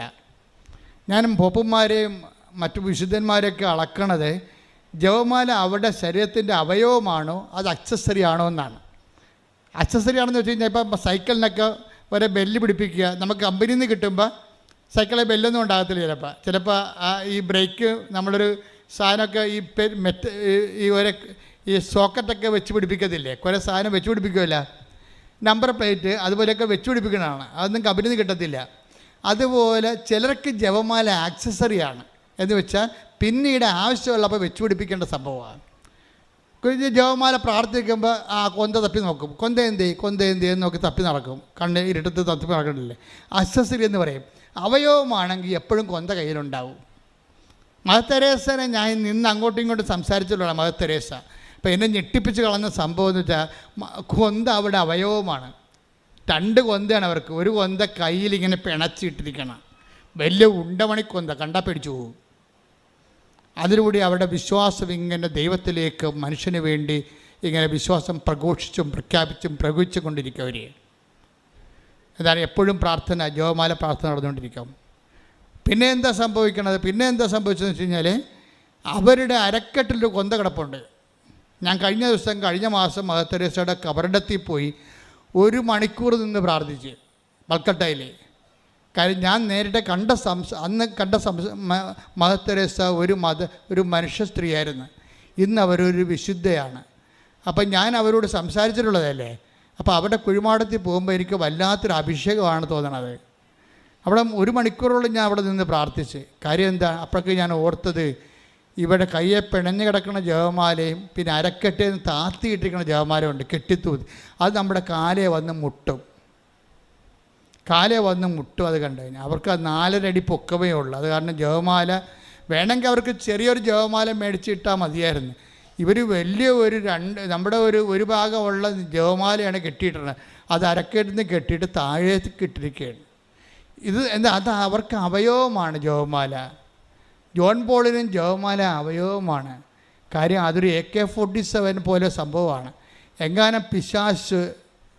എങ്ങാനും നമ്മുടെ വിശ്വാസത്തെയോ അതുപോലെ തന്നെ പിശാച് നമ്മുടെ ജീവിത പരിസരങ്ങളിൽ വന്നു കഴിഞ്ഞാൽ ഇവൻ അപ്പം തന്നെ എടുത്ത് ഷൂട്ട് ചെയ്യും. ഉടനെ ഓട്ടോമാറ്റിക്കായിട്ട് ജപമാല എടുത്ത് ഷൂട്ട് ചെയ്യും. കമാൻഡൊന്നും പറയണ്ടാരും, നമ്മൾ തന്നെ എടുത്തിട്ട് ഷൂട്ട് ചെയ്യും. കാര്യം എന്താ, ഇതിലെ പോകുന്ന ഉണ്ടമണികളെന്ന് പറയണത് വല്ലാത്ത സംഭവമാണ്. ഇതെല്ലാം TMD അടിച്ചിട്ടിരിക്കുന്നതാണ്. ഒരു സ്വർഗസ്ഥനായ പിതാവും 10 പറഞ്ഞൂടി ചെല്ലണ മുമ്പ് അത് മുഴുവൻ 6 വചനം 12 വചനങ്ങളാണ് പോണത്. 12 ഉണ്ടയാണ് ഒറ്റയടിക്ക് തീർക്കണത് ഒരു രഹസ്യത്തിൽ. അത് പടപടാന്ന് പൊട്ടും. അതെന്ന് പറയണത് അതിജീവിത വിശ്വാസം ഉണ്ടെങ്കിൽ പെട്ടെന്ന് വർക്കൗട്ട് ചെയ്യും. സാധാരണ വിശ്വാസക്കാരെക്കാൾ അതിജീവിത വിശ്വാസക്കാർക്കാണ് ജപമാല പൊട്ടണത്. അത് എപ്പോഴും പോക്കറ്റിലുണ്ടാകും, ചിലപ്പോൾ 1ഉം 2ഉം ഉണ്ടാകും. അത് അവയവമാണ്, അക്സസറി അല്ല. ഞാൻ കഴിഞ്ഞ ദിവസങ്ങളിൽ അർത്തുങ്കൽ സംസാരിച്ചായിരുന്നു. നിങ്ങൾ കർണക്കൊന്ത ചെല്ലിയാണ് സ്പിരിച്വാലിറ്റി ദാരിദ്ര്യമായതെന്ന് ഞാൻ പറഞ്ഞായിരുന്നു. എനിക്കത് പിൻവലിക്കുന്നതിന് പ്രശ്നമൊന്നുമില്ല എൻ്റെ പ്രസ്താവന. അതിൻ്റെ കാരണം വെച്ചാൽ ഞാൻ ഉദ്ദേശിച്ച ചിലക്ക് തെറ്റിദ്ധരിച്ചു പോയി. തെറ്റിദ്ധാരണ വെച്ച് കഴിഞ്ഞാൽ നിങ്ങൾ ഇത്രയും പവറുള്ള ജപമാല ബാറ്റിൽ ഓഫ് ലെപ്പാൻഡോ മുതൽ ഇന്ന് വരെ സഭയെ പൈശാചിക ശക്തികളും സംരക്ഷിച്ച് പ്രതിരോധിച്ച് നിലനിർത്തിയ മാതാവിന് യുദ്ധക്കളത്തിൽ ഇറക്കുന്ന പ്രാർത്ഥനയാണ് ജപമാല. അതിനെ ചില അണ്ണന്മാരെ സബ്സ്റ്റിറ്റ്യൂട്ട് ചെയ്തു. That was my point. അർത്ഥങ്ങൾ ഞാൻ അതാണ് പറഞ്ഞത്. നിങ്ങൾ ജപമാലയെ സബ്സ്റ്റിറ്റ്യൂട്ട് ചെയ്തിട്ട് കർണക്കൊന്ത എടുത്തു. കൊന്ത എന്ന് പറയേണ്ട കാര്യമില്ല, അത് തെറ്റിദ്ധാരണ പരത്തിയതാണ്. കരുണയുടെ പ്രാർത്ഥനയാണത്. അത് കൊന്തെന്ന് വിളിക്കേണ്ട കാര്യം എന്ത്? അത് എണ്ണ അതിൻ്റെ അകത്തുള്ളത് കൊണ്ടാണ്. പക്ഷേ പാവപ്പെട്ട മനുഷ്യർ തെറ്റിദ്ധരിച്ചു, ഇതും കൊന്തയല്ലേ, എന്നാൽ പിന്നെ ജപമാല വേണ്ടല്ലോ, ഈ കൊന്ത മതിയല്ലോ എന്ന് വിചാരിച്ചുകൊണ്ട് ജപമാല മാറ്റിയിട്ട് നമ്മുടെ ആയുധം നമ്മളെ നിരായുധീകരിച്ചു എന്ന് വേണേൽ പറയാം. നമ്മളെ നിരായുധീകരിച്ചുകൊണ്ട് കരുണയുടെ പ്രാർത്ഥന കൊന്തയുടെ സ്ഥാനം അപഹരിച്ചെടുത്തു. എല്ലാവർക്കുമല്ല, ചിലർക്ക്. അതാണ് ഞാൻ അർത്ഥങ്ങൾ സൂചിപ്പിച്ചത്. ആർക്കെങ്കിലും തെറ്റിദ്ധാരണ വന്നിട്ടുണ്ടെങ്കിൽ നിങ്ങൾ തന്നെ തിരുത്തേണ്ടതാണ്. കാര്യം ഞാൻ അങ്ങനെ ഉദ്ദേശിച്ചിട്ടില്ല. ഞാൻ ഉദ്ദേശിച്ചത് കർണക്കൊന്ത ഒരു പാഷൻ പ്രാർത്ഥനയാണ്. കർണക്കൊന്ത ഒരു പാഷൻ, കർത്താവിൻ്റെ പീഡാനുഭവത്തെ അടിസ്ഥാനപ്പെടുത്തിക്കൊണ്ട് സിസ്റ്റർ ഫൗസിനേക്ക് നൽകിയ ഒരു പീഡാനുഭവ പ്രാർത്ഥനയാണ്. ആ പീഡാനുഭവത്തിൻ്റെ അടിസ്ഥാനത്തിൽ പാപത്തിൻ്റെ പരിഹാരത്തിന് വേണ്ടിയാണ് നമ്മൾ പ്രാർത്ഥിക്കുന്നത്, ലോകം മുഴുവനുള്ള സമാധാനത്തിന് വേണ്ടി. അപ്പം അത് സഭയുടെ മജിസ്റ്റേരിയമാണ്. അതിൽ തന്നെ ബലമുള്ളതാണ്, തെറ്റില്ല. പക്ഷേ you should not substitute the holy rosary. അതിന് പകരം പരിശുദ്ധ ജപമാലയ്ക്ക് പകരം നിങ്ങൾ കർണക്കൊന്തയെ സബ്സ്റ്റിറ്റ്യൂട്ട് ചെയ്യരുത്. കാര്യം രണ്ടിൻ്റെ എഫിക്കസി പവറും ഭയങ്കര വ്യത്യാസമാണ്. കാര്യം ഇത് പ്രൂവൺ ഫാക്റ്റാണ്. ജപമാലയുടേത് ഹിസ്റ്റോറിക്കലി പ്രൂവനാണ്.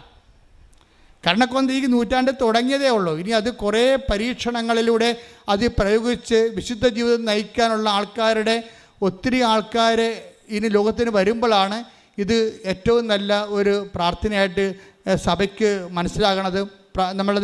അത് സഭയുടെ ഈ വിശ്വാസ പ്രമാണം വളരെ സാർത്ഥകമായിരുന്നു എന്നുള്ളത് ഇനി നമ്മുടെ അനുഭവങ്ങൾ കാരണം തെളിയിക്കേണ്ട ഒരു കാലമുണ്ട്. പക്ഷേ ജപമാല ഓൾറെഡി പ്രൂവണാണത്. അത് യുദ്ധങ്ങൾ ജയിച്ചതാണ്, രാജ്യങ്ങളിൽ വിശ്വാസം നിലനിർത്തിയതാണ്. വ്യക്തിജീവിതത്തിൽ ജോൺ പോളിനെയും മദർ തെരേസയും പോലുള്ള ആൾക്കാർ ഈ കാലഘട്ടത്തിൽ യുദ്ധം ചെയ്ത് തങ്ങളുടെ കാലഘട്ടം ദൈവം ഏൽപ്പിച്ച ജോലി, മിഷൻ ഐതിഹാസികമായ അപ്പോസ്തലിക ചൈതന്യത്തോടെ പൂർത്തിയാക്കിയതിൻ്റെ കരുത്ത് എല്ലാം പരിശുദ്ധ ജപമാലയുടെ പ്രവർത്തനയുടെ ഭാഗമാണ്.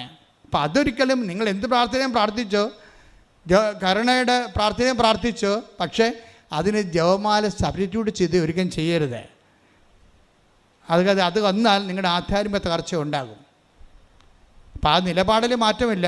ഞാൻ പറയാനെല്ലാം കറക്റ്റ് കാര്യങ്ങൾ തന്നെയാണ് പറയണത്. പക്ഷേ സബ്സ്റ്റിറ്റ്യൂട്ട് ചെയ്യരുതെന്നാണ് ഞാൻ പറഞ്ഞതിൻ്റെ അർത്ഥം. ശ്രുതിക്കട്ടെ ഹല്ലേലൂയ.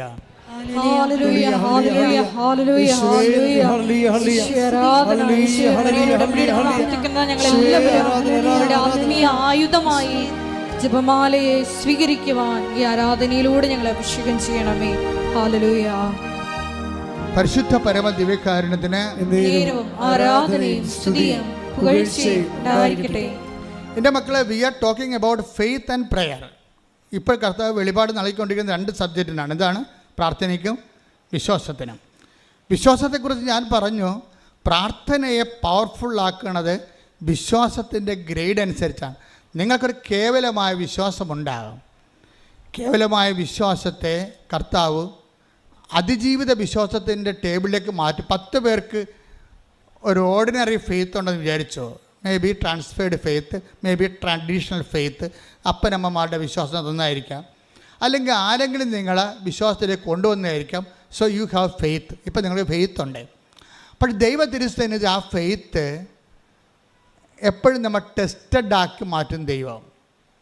കാര്യം അതിൻ്റെ സത്യസന്ധത ദൈവം എപ്പോഴും ടെസ്റ്റ് ചെയ്തെടുക്കും. കാര്യം ക്രിസ്തുവിനെ പോലും ടെസ്റ്റ് ചെയ്തിട്ടാണ് ദൈവം ദൗത്യത്തിന് കൊണ്ടുവന്നത്. ഒരു ദൗത്യത്തിനെ കൊണ്ടുവരാൻ പറയുന്നുണ്ടെങ്കിൽ ടെസ്റ്റും മിഷനും തമ്മിൽ ഭയങ്കര ബന്ധമാണ്. ടെസ്റ്റ് എന്ന ദൗത്യം എന്ന് പറഞ്ഞപ്പോൾ മരുഭൂമിയിലെ പരീക്ഷ കഴിഞ്ഞതിന് ശേഷമാണ് ഈശോനെ ശുശ്രൂഷയ്ക്ക് എടുത്തത്. അപ്പോൾ പിതാവായ ദൈവത്തിൻ്റെ മുമ്പിൽ പുത്രൻ തമ്പുരാന് പോലും ടെസ്റ്റിന് അതീതമല്ല, അധീനമാണ്. അപ്പം അതുകൊണ്ട് നമ്മളും ടെസ്റ്റിന് അധീനമായിരിക്കും. ഒരു പരീക്ഷ നമുക്കുണ്ടാവും. ഇപ്പം ഞാൻ മുമ്പ് പറഞ്ഞ പോലെ നിങ്ങൾ ഓരോരോ ഇപ്പം നിങ്ങൾ വിചാരിക്കും ഇവിടുത്തെ ഏറ്റവും വലിയ ടെസ്റ്റ് എന്താണ്?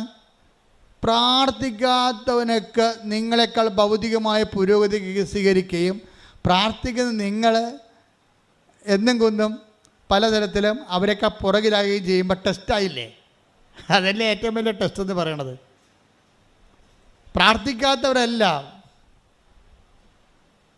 പ്രാർത്ഥിക്കാത്തവരെല്ലാം നിങ്ങളുടെ മുമ്പിലെത്തുകയും അവർ ദൈവത്തെ വിളിക്കുന്നില്ല, ദൈവത്തെ അംഗീകരിക്കണത് തന്നെ അവരുടെ ബുദ്ധിക്ക് പോരായ്മയായിട്ട് കരുതണേ. പക്ഷേ നിങ്ങൾ ദൈവത്തെ അംഗീകരിക്കുന്നു, ആദരിക്കുന്നു, ആരാധിക്കുന്നു, അങ്ങനെ ജീവിക്കുന്നു. പക്ഷെ ഭൗതിക പുരോഗതി നോക്കുമ്പോൾ നിങ്ങൾ അവരെക്കാൾ താഴ്ന്നു വരുമ്പോൾ ടെസ്റ്റായില്ലേ അത്? അപ്പോൾ അവർക്ക് പ്രാർത്ഥിക്കാത്തവനൊക്കെ പണ്ട് മുഹമ്മദ് ഗോറിയ അയാളുടെ ഒരു നിയമമുണ്ടല്ലോ, എന്താണ് ഒരു ടാക്സ് നിയമമില്ലേ? ഡൽഹി സുൽത്താനായിരുന്ന മുഹമ്മദ് ഗോറി അയാളെന്താ പറഞ്ഞത്? ഈ രാജ്യത്ത് കുതിര ഉള്ളവരെല്ലാം 5 പവൻ ടാക്സ് നികുതി തരണമെന്ന് പറഞ്ഞു. പുള്ളിയുടെ വിളംബരമാണ്. ഈ രാജ്യത്തെ കുതിര ഉള്ളവരെല്ലാം 5 പവൻ ടാക്സ് തരണം, നികുതി തരണമെന്ന് പറഞ്ഞു. അപ്പോൾ ആൾക്കാർ സന്തോഷമായി. എന്താണ്, നമുക്ക് കുതിരയില്ലല്ല, കുതിര ഉള്ളവൻ കൊടുത്താൽ മതിയല്ല. കുതിരപ്പുറത്ത് കയറി നടക്കണം, കൊടുക്കണം. പക്ഷേ ഈ മനുഷ്യൻ പിറ്റേ ആഴ്ച പറയണേ കുതിരയില്ലാത്തവരും അതുപോലെ തരണമെന്ന്. എങ്ങനെയുണ്ട് പരിപാടി? ഈ രാജ്യത്ത് കുതിര ഉള്ളവനൊക്കെ 5 പവൻ നികുതി തരണം. അടുത്ത ആഴ്ച പുള്ളി പറയാണ് അതുപോലെ ഈ രാജ്യത്ത് കുതിരയില്ലാത്തവനും 5 പവൻ നികുതി തരണം. തെണ്ടിയില്ലേ? ഇതുപോലെ പല ആൾക്കാരും പ്രാർത്ഥിച്ച ആൾക്കാർക്കും PSC ജയിച്ച്, അതേസമയത്ത് പ്രാർത്ഥിക്കാത്തവൻ PSC ജയിച്ച്, പ്രാർത്ഥിക്കുന്നവൻ PSC തോറ്റ്. അപ്പോൾ ഇതെങ്ങനെയാണ് പ്രാർത്ഥിച്ചിട്ട് എന്താ പ്രയോജനം? വിശ്വാസം കൊണ്ട് എന്ത് പ്രയോജനമെന്നുള്ള ചോദ്യത്തോടുകൂടിയാണ് ടെസ്റ്റ് തുടങ്ങണത്. ചില പൊട്ടന്മാർക്ക് മനസ്സിലാകത്തില്ല. അവരെ ചാപ്റ്റർ ക്ലോസ് ചെയ്യും അവിടെ വെച്ച്. വിശ്വസിക്കാതെ വെറുതെ ചുമ്മാ ചീട്ടും കളിച്ച് വെള്ളമടിച്ച് കിടന്നവനൊക്കെ കയറിപ്പോയി. നമ്മളിപ്പോൾ ദൈവമേന്ന് വിളിച്ച് നടക്കണം, നമ്മുടെ ഗതി ഇത് തന്നെ. പിന്നെ ഇതെന്താ ഇതുണ്ട് ഇതിൻ്റെ കഥ ഒന്നുമില്ലടി. അച്ഛന്മാരെ വയറ്റിപ്പഴപ്പിൻ്റെ ഓരോരുത്തർ ഉണ്ടാക്കി വെക്കുന്ന ഓരോ കഥകളിയല്ലേ. വീട്ടിലെ കുറേ ഡയലോഗ് കേട്ടപ്പോൾ നമ്മൾ ശരിക്കും ഫ്ലാറ്റായി. ദൈവം അതാ ഉദ്ദേശം. നിന്നെ ആരാ ഫ്ലാറ്റാക്കിയത്? പിശാചൊന്നുമില്ല, ദൈവമാണ് ഫ്ലാറ്റാക്കിയത്. നമ്മളീ പ്രലോഭനം പറഞ്ഞെന്ന് പറഞ്ഞിട്ട് നമ്മളോർക്കും പിശാച് ഒന്ന് ചെയ്യണമാണെന്ന്. അല്ല, കർത്താവിനെ പ്രലോഭിപ്പിച്ച് പ്രലോഭനത്തിൽ വിട്ടത് പിശാചാണോ? അല്ല, പിതാവായ ദൈവം അറിഞ്ഞിട്ടല്ലേ ആ പ്രലോഭനം നടന്നത്, അല്ലേ? അപ്പോൾ ദൈവം അറിഞ്ഞുകൊണ്ട് ടെസ്റ്റ് ചെയ്യും. ഇപ്പോൾ ഹവ്വായോട് എന്താ സംഭവിച്ചിരിക്കണത്? ഹവ്വായുടെ പിശാചിൻ്റെ അടുത്തേക്ക് ഇവനെ കൊണ്ടുപോവുകയാണ്. പിശാച് വന്നിട്ടുണ്ട്, അവന് നിന്നോട് എന്താ സംസാരിക്കാനുണ്ട്, നീ മരത്തിൻ്റെ താഴെ പോയി അവളോട് 2 ഡയലോഗൊക്കെ പറഞ്ഞിട്ട് വരാൻ പറയും. ഡയലോഗൊന്നും പറഞ്ഞ പിശാചിനെ വിട്ടത് ആരാണ്? പിശാച് വന്ന് ദൈവം അനുവദിക്കാതെ വല്ല പിശാചിന് നമ്മുടെ അടുത്ത് വരാൻ, ഒരു വിശ്വാസത്തിൻ്റെ അടുത്ത് വരാൻ പറ്റത്തില്ല. ജോബിൻ്റെ കഥ നോക്കിയാൽ മതി. ജോബിൻ്റെ കഥ എന്താ പറയണത്? ജോബ് പിശാചിൻ്റെ അടുത്ത് തലയിലും കെട്ടി വന്ന് എന്നിട്ട് പറയണ. അപ്പോൾ ദൈവം ചോദിച്ചു, നീ ഭൂമിയിൽ പോയല്ലേ? ഞാൻ ഭൂമിയിൽ പോയി. എൻ്റെ ദാസനായ ജോബിനെ നീ കണ്ടോ? അപ്പോൾ പിശാച് തലയാട്ടി, ഞാൻ കണ്ട്. എന്താണ്? അവനെപ്പോലെ നീതിമാനായിട്ട് ഭൂമിയിൽ ആരുമില്ല എന്ന് ദൈവം പറഞ്ഞു. ഇപ്പം ദൈവത്തിൻ്റെ ഒരു അഭിമാനമാണ് ജോബ്. അപ്പോഴേ പിശാച് അടുത്ത തുറുപ്പ് വിട്ടേ ഇവർ പറഞ്ഞത്, അവനെന്താ കുഴപ്പം? അവന് ഒത്തിരി ഒട്ടകങ്ങളുണ്ട്, ഒത്തിരി പാടശേഖരങ്ങളുണ്ട്, അവന് ഒത്തിരി കന്നുകാലികളുണ്ട്, വേലക്കാരുണ്ട്, മക്കളുണ്ട്. നീ ദൈവം എല്ലാം അവന് കൊടുത്തില്ലേ, പിന്നെ അവൻ നിന്നെ പ്രാർത്ഥിക്കുന്നതുകൊണ്ട് എന്താ ഇത്രയ്ക്ക് വീമ്പ് പറയാനിരിക്കണതെന്ന് ചോദിച്ചു. നീ പറഞ്ഞിട്ട് അവൻ്റെ വസ്തുവിന് ചുറ്റും നീ വെയിലും കെട്ടിവെച്ച് നീ അവനെ സംരക്ഷിക്കുകയാണ്. പിന്നെ അവന് നീതിമാനായിട്ട് ജീവിക്കുന്നതിന് എന്നാ കുഴപ്പം, എന്നാ മുടക്കെന്ന് ചോദിക്കും. പിശാച് ദൈവത്തോട് ചോദിക്കും. എന്നിട്ട് പറയും, നീ അവൻ്റെ വെയിലൊന്ന് പൊളിക്കാൻ നീ എന്നെ അനുവദിക്കുമോ എന്ന് ചോദിക്കും. എന്നാൽ ഇപ്പം നിന്നെ തള്ളിപ്പറയാമെന്ന് പറയും. എന്നാൽ ശ്രദ്ധിക്കട്ടെ. ഹല്ലേലൂയ,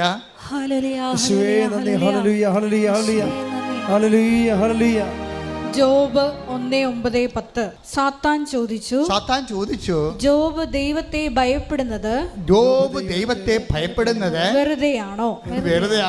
അങ്ങ് അവനും അവന്റെ ഭവനത്തിനും സമ്പത്തിനും ചുറ്റും വേലി കെട്ടി സുരക്ഷിതത്വം നൽകി അവന്റെ പ്രവൃത്തികളെ അനുഗ്രഹിച്ചു.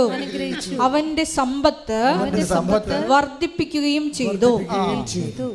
അപ്പൊ അങ്ങനെയാണ് അടുത്ത വചനം വായിച്ചു. അവന്റെ സമ്പത്തിന്മേൽ കൈവച്ചാൽ അവൻ അങ്ങയെ ദുഷിക്കുന്നത് കാണാം. അപ്പൊ അവൻ മാത്രമല്ല, നമ്മളൊക്കെ ദുഷിക്കും. പണി കിട്ടിക്കഴിഞ്ഞാലേ പ്രാർത്ഥന എപ്പം തീർന്നെന്ന് തോന്നിച്ചാൽ മതി.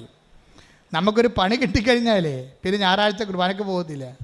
ഭൂമി രൂപരഹിതമായി കഴിഞ്ഞാൽ, ആഴത്തിൽ അന്ധകാരം വ്യാപിച്ചു കഴിഞ്ഞാൽ, ഭാവി എന്ത് ചെയ്യണമെന്ന് അറിയാൻ പാടില്ലാതിരുന്നാൽ നമുക്ക് പിന്നെ എന്താണ്, നമ്മൾക്ക് ഈ അന്ധനെ കൈപിടിച്ച് നടത്തുന്ന ഒരാളുണ്ട്, അതാണ് ആത്മാവ്. അപ്പം അതുകൊണ്ട് നമ്മളെന്ത് ചെയ്യും? ഉടനെ വന്ന് ഉടമ്പടി എടുക്കും. എന്താ ചെയ്യും? ഉടമ്പടി എടുക്കുമ്പോൾ തന്നെ ഇവിടുന്ന് പറയും, നീ ആദ്യം ചെയ്യേണ്ടത് നഷ്ടപ്പെട്ട ആത്മാവിനെ നീ തിരിച്ചു പിടിക്കണം. അതിനെന്ത് ചെയ്യണം? പശ്ചാത്തപിക്കണം. ആര് യേശുനാമത്തിൽ പശ്ചാത്തപിച്ചാലും ആത്മാവിനെ കിട്ടും. ബൈബിളിൻ്റെ ഘടന അതാണ്. ആരാണ് യേശുവിനെ രക്ഷകനായിട്ട് അംഗീകരിച്ചിട്ട് നമ്മൾ ചെയ്ത പാപത്തിൻ്റെ പരിഹാരമായിട്ട് നമ്മൾ മരിക്കുന്നതിന് പകരം അവൻ നമ്മുടെ പരിഹാരം വരെ മരിച്ചു, അതിനാൽ ദൈവം അവനെ ഉയർത്തെഴുന്നേൽപ്പിച്ചു, അവൻ എൻ്റെ കർത്താവാണെന്ന് ആര് പറഞ്ഞാലും, കർത്താവേ നീ എൻ്റെ പാപത്തിൻ്റെ പരിഹാരമായി, അതുകൊണ്ട് നിൻ്റെ പരിഹാരത്തോട് ഐക്യദാർഢ്യം പുലർത്താൻ വേണ്ടി എൻ്റെ പാപത്തെക്കുറിച്ച് ഞാൻ പശ്ചാത്തപിക്കുമെന്ന് പറയാം. അതാ പൗലോസ് പറയണത്. വാട്ട് വി ഷുഡ് ഡു, ഞങ്ങൾ എന്ത് ചെയ്യണമെന്ന് ചോദിക്കാൻ പറയും, റിപ്പന്റ്. ഞങ്ങൾ എന്ത് ചെയ്യണമെന്ന് ചോദിച്ചു ആത്മാവിനെ. ഈ ആത്മാവിനെ കിട്ടാൻ ഞങ്ങൾ എന്ത് ചെയ്യണം? അപ്പോൾ പത്രോസ് പറഞ്ഞു, റിപ്പന്റ്, നിങ്ങൾ പശ്ചാത്തപിക്കുക. Take the bread of God. അപ്പോസ്തല പ്രവർത്തനം 2:37-38. ഇത് കേട്ടപ്പോൾ അവർ ഹൃദയം നുറുങ്ങി പത്രോസിനോടും മറ്റപ്പോസ്തലന്മാരോടും ചോദിച്ചു, സഹോദരന്മാരെ ഞങ്ങൾ എന്താണ് ചെയ്യേണ്ടത്?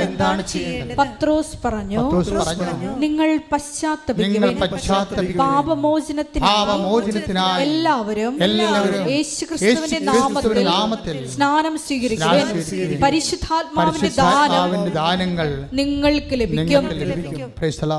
എന്ത് സുന്ദരമായ രീതിയിലാണ് പറഞ്ഞിരിക്കുന്നത്. പശ്ചാത്താപം കൊണ്ട് നഷ്ടപ്പെട്ട ആത്മാവിനെ നിങ്ങൾക്ക് തിരിച്ചു പിടിക്കാൻ പറ്റും. പശ്ചാത്താപം കൊണ്ട് നിങ്ങൾക്ക് ഇന്നുവരെ കിട്ടാത്ത ആത്മാവിനെ പുതുതായിട്ട് നിങ്ങൾക്ക് ലഭിക്കാൻ പറ്റും. എന്താണ്? പക്ഷേ in the name of Jesus ഉള്ളി, കർത്താവിൻ്റെ നാമത്തിലായിരിക്കണം. കാര്യം എന്താണ്? പാപത്തിന് കടം വീട്ടിയത് അവൻ്റെ ജീവനും മരണവുമാണ്. നിന്റെ പാപത്തിന് നിനക്ക് പകരക്കാരനായി പരിഹാരം ചെയ്ത് അവരാണെങ്കിൽ അവൻ്റെ പരിഹാരം ഞാൻ അംഗീകരിച്ചുകൊണ്ട് അത് ഏറ്റുപറയുമ്പോൾ അവന് രക്ഷകനായി മാറുമെന്ന്. കർത്താവേ, നീ പാപത്തെ ഏറ്റെടുത്തു, എൻ്റെ പാപത്തെയും ലോകം മുഴുവനുള്ള മനുഷ്യരുടെ മുഴുവൻ പാപത്തെയും കാലാകാലങ്ങൾ വരെ ഏറ്റെടുത്തിട്ടുണ്ടെങ്കിൽ അത് കുരിശായി മുൾക്കിടമായി തിരുവിലായാലും മുറിവായി നീ നിൻ്റെ സ്വന്തം ശരീരത്തിലെ പഞ്ചക്ഷതങ്ങളെ ചാർത്തിയെടുത്തിട്ടുണ്ടെങ്കിൽ അത് ഞാൻ ആരാധിക്കുന്നു, മഹത്വപ്പെടുത്തുന്നു. കാരണം എൻ്റെ നന്മയും എൻ്റെ പാപപരിഹാരമാണ് നീ. എൻ്റെ പാപപരിഹാരവും എൻ്റെ പരിഹാരത്തിനുള്ള എൻ്റെ പുനരുദ്ധാനവും മരണത്തെ ജയിച്ചു ഞാൻ നിന്നിലൂടെ ഞാൻ ജയിച്ചുകൊണ്ട് കർത്താവേ, അതുകൊണ്ട് തന്നെ ഞാൻ പാപത്തോട് വിടുതൽ പറയുന്നു. ഞാൻ പാപത്തോടുള്ള സഹിത്വം ഉപേക്ഷിക്കുന്നു. Why I should abandon the sin? എന്തുകൊണ്ട് ഞാൻ പാപം ഉപേക്ഷിക്കണം? കാരണം നീ ദൈവത്തെ സ്നേഹിക്കുന്നുണ്ടെങ്കിൽ നിൻ്റെ പാപത്തിൻ്റെ പരിഹാരമായി ക്രിസ്തു സ്വന്തം ശരീരത്തിലെ പാപത്തിൻ്റെ പരിഹാര കുരിശായി മുൾക്കിടമായി ഏറ്റുവാങ്ങിച്ചിട്ടുണ്ടെങ്കിൽ ആ ക്രിസ്തുവിനെ നീ സ്നേഹിക്കുമ്പോൾ, ആ ക്രിസ്തു നിനക്ക് വേണ്ടി മരിച്ചു നിന്റെ പാപങ്ങൾ ഏറ്റെടുത്തെന്ന് പറയുമ്പോൾ, ക്രിസ്തുവിനെ മരണത്തിലേക്ക് നയിച്ച പാപത്തോട് എനിക്ക് സന്ധിയില്ലെന്ന് പറയാനുള്ള ചങ്കൂറ്റം ഉടമ്പടി എടുക്കുന്നവർക്കുണ്ടെങ്കിൽ അപ്പോഴാത്മാവ് ചലിക്കും. വെള്ളത്തിന് മീതെ രൂപരഹിതമായ നിന്റെ ജീവിതത്തിന്റെ മുകളിലൂടെ ദൈവത്തിന്റെ ആത്മാവ് ചലിക്കും. ശ്രുതികട്ടെ.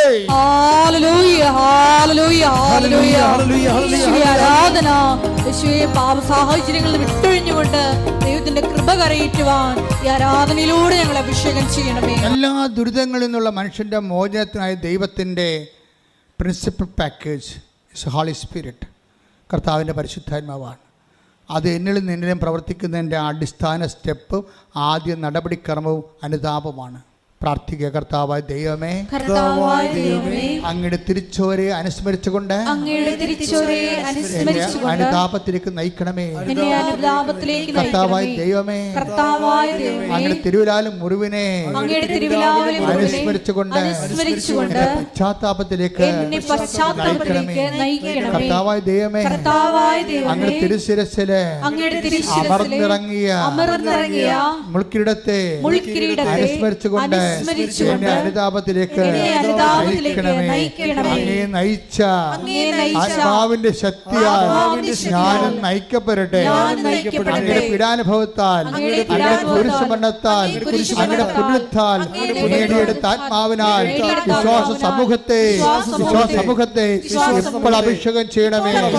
രൂപരഹിതമായ ഭൂമിയെ പോലെ ആഴത്തിന്റെ മീതെ അന്ധകാരം വ്യാപിച്ചതുപോലെ എന്റെ ദൈവമേ, എന്റെ ജീവിതം രൂപരഹിതമായി ഇരുട്ട് കയറി ഭാവിയെക്കുറിച്ച് യാതൊരു പ്രതീക്ഷയുമില്ലാതെ കർത്താവേ ഞാൻ വഴിമുട്ടി നിൽക്കുന്നു.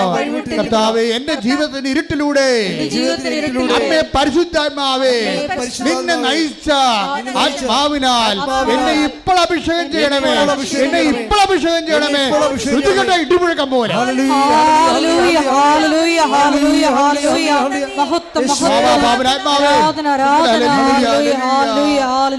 പാപനാത്മാവേ ശ്രുതിക്കട്ടെ.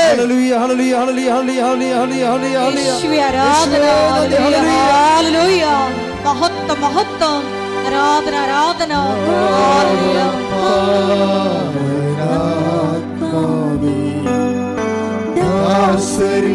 വന്നിടുക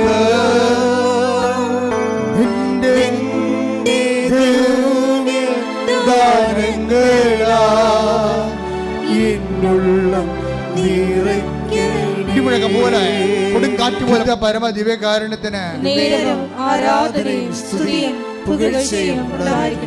അമ്മ ഇത് തന്നെയാണ് ചോദിച്ചത്. ആദിയിൽ ദൈവം ആകാശം സൃഷ്ടിച്ചപ്പോൾ രൂപരഹിതമായതുപോലെ, ശൂന്യമായതുപോലെ, ആഴത്തിൽ അന്ധകാരം വ്യാപിച്ചതുപോലെ ഒരു മനസ്സായിരുന്നു അമ്മയുടേത്. അന്ന് അമ്മ അപ്പായോട് ചോദിച്ചു, അപ്പാ ഇതെങ്ങനെ സംഭവിക്കും? ഞാൻ ഇരുട്ടിനെ എങ്ങനെ തരണം ചെയ്യും?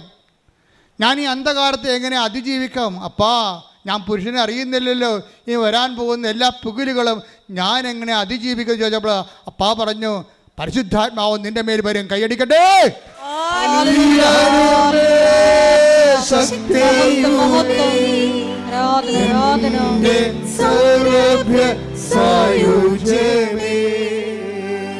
എൻ്റെ സഹോദരൻ, B conscious about the power of God, A spirit of God.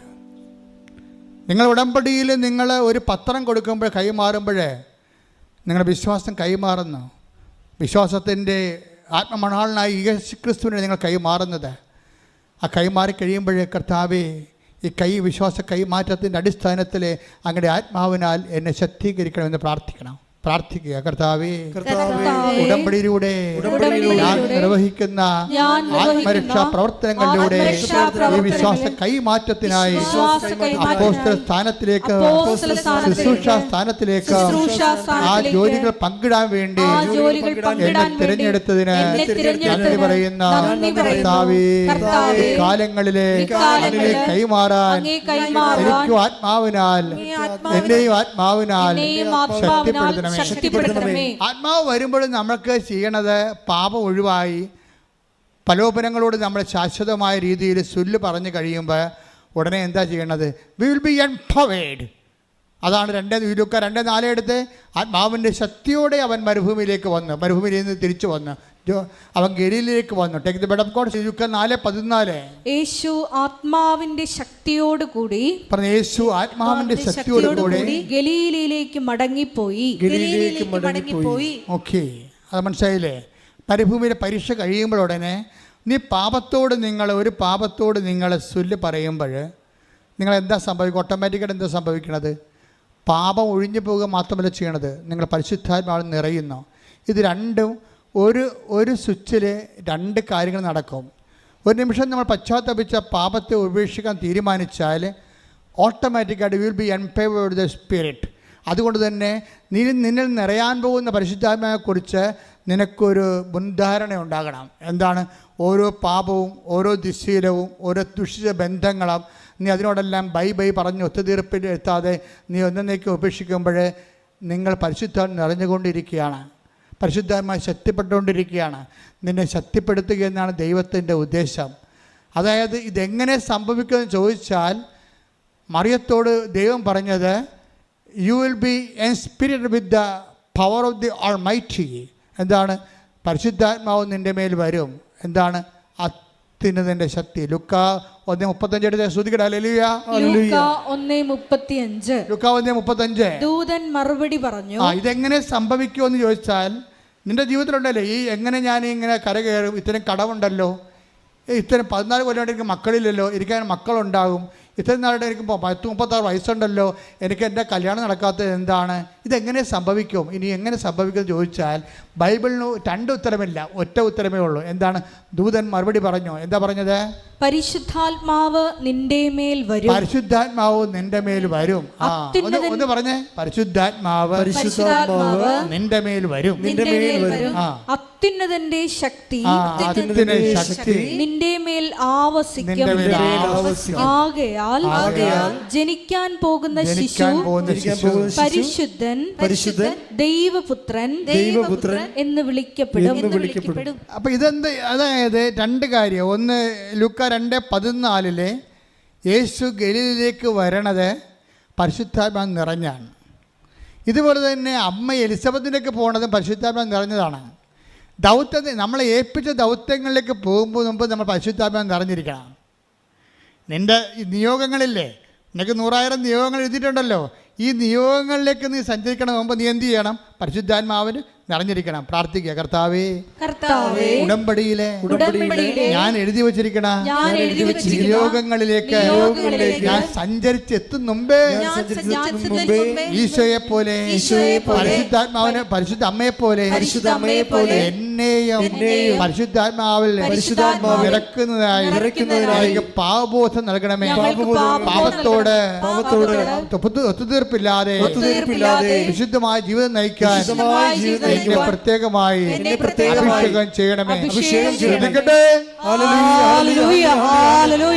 എൻ്റെ പ്രിയപ്പെട്ടവരെ, നമ്മളെപ്പോഴും ശ്രദ്ധിക്കേണ്ട ഒരു വിഷയമാണ്.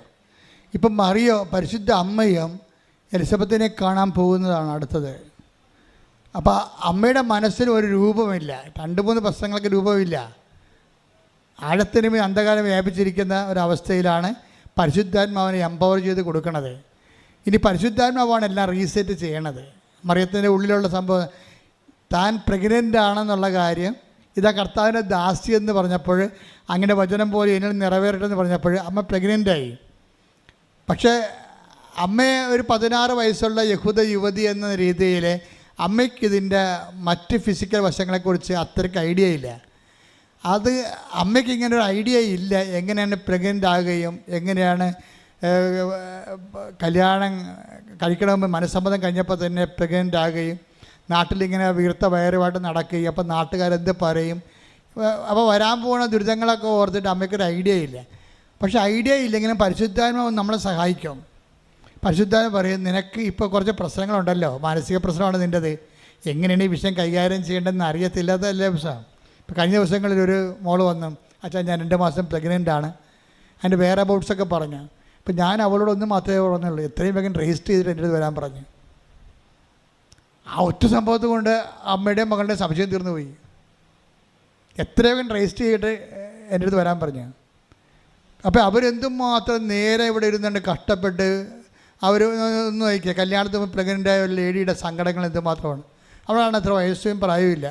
അച്ഛൻ വഴക്കിടുവോ, നാട്ടുകാരോട് എന്ത് പറയും, ഇങ്ങനെ കുറേ എന്തായിരിക്കും ഇനി പരിഹൃതി, അബോർഷൻ ചെയ്യേണ്ടി വരുമോ, അല്ലെങ്കിൽ ഞങ്ങൾക്ക് പിരിയേണ്ടി വരുമോ, എന്തായിരിക്കും അച്ഛൻ പറയാൻ പോണത് എന്നൊക്കെയായിരിക്കും ഇവിടെ ചിന്തിച്ച് ആകുലപ്പെട്ട് രണ്ടും അമ്മയും മകളും വിഷമിത്താൻ വരണം.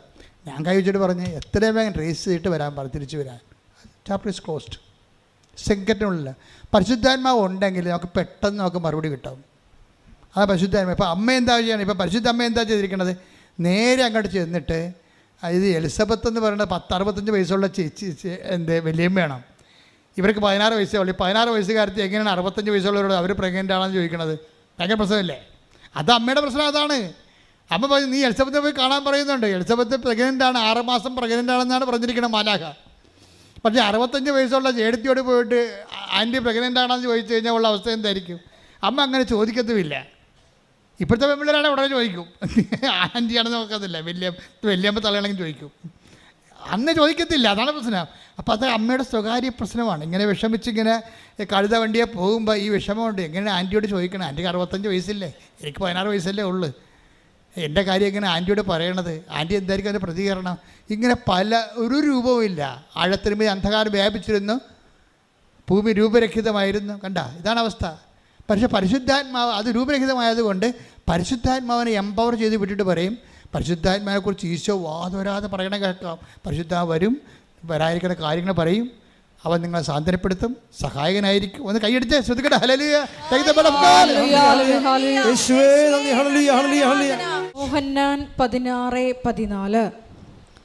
അവൻ സ്വമേധയാ ആയിരിക്കില്ല സംസാരിക്കുന്നത്, അവൻ കേൾക്കുന്നത് മാത്രം സംസാരിക്കും. വരാനിരിക്കുന്ന കാര്യങ്ങൾ അവൻ നിങ്ങളെ അറിയിക്കും. അവൻ എനിക്കുള്ളവയിൽ നിന്ന് സ്വീകരിച്ച് നിങ്ങളോട് പ്രഖ്യാപിക്കും. അങ്ങനെ അവൻ എന്നെ മഹത്വപ്പെടുത്തും. വരാനിരിക്കുന്ന കാര്യങ്ങൾ അവൻ നിന്നോട് പറയുന്നത്. പരിശുദ്ധാത്മാവിന് ഉടമ്പടിയാണ് പരിശുദ്ധാത്മാവ് സ്വീകരിക്കാനുള്ള ഏറ്റവും നല്ല പ്രായോഗിക സൂത്രവാക്യം. കാര്യം അതിൻ്റെ അകത്ത് വിശ്വാസ ആവിഷ്കാരത്തിൻ്റെ പ്രാർത്ഥനയുണ്ട്, പ്രയോഗമുണ്ട്, പ്രഖ്യാപനമുണ്ട്.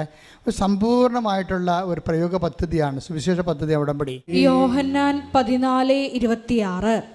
എന്നാൽ എൻ്റെ നാമത്തിൽ പിതാവ് അയക്കുന്ന സഹായകനായ പരിശുദ്ധാത്മാവ് എല്ലാ കാര്യങ്ങളും നിങ്ങളെ പഠിപ്പിക്കുകയും ഞാൻ നിങ്ങളോട് പറഞ്ഞിട്ടുള്ളതെല്ലാം നിങ്ങളെ അനുസ്മരിപ്പിക്കുകയും ചെയ്യും. അപ്പം നമ്മളെ പഠിപ്പിക്കും ഓരോ കാര്യങ്ങളും, എന്താണ് ചെയ്യേണ്ടത്, നാളെ എന്താ ചെയ്യേണ്ടത്, അവരോട് പോയി എന്താ സംസാരിക്കേണ്ടത്, ഇങ്ങനെ എല്ലാം ക്രമീകരിക്കും. അപ്പം നമുക്കവർക്ക് പരിചയമില്ലല്ലോ എന്ന് പറയുമ്പോൾ നമുക്ക് ആത്മാവിൽ ആ മാതാവിൻ്റെ മധ്യസ്ഥതയിൽ ഉടമ്പടിയിൽ ആത്മാവിനോട് സന്ധിക്കാനും പറ്റും. ഇപ്പം തന്നെ എന്നിട്ട് നമ്മളെ അതിൻ്റെ ഭാഗിക സത്യമല്ലാതെ പൂർണ്ണ സത്യത്തിലേക്ക് എല്ലാ വിഷയത്തിൻ്റെയും പൂർണ്ണതയിലേക്ക്. അപ്പോൾ 16:13 എടുത്തേ.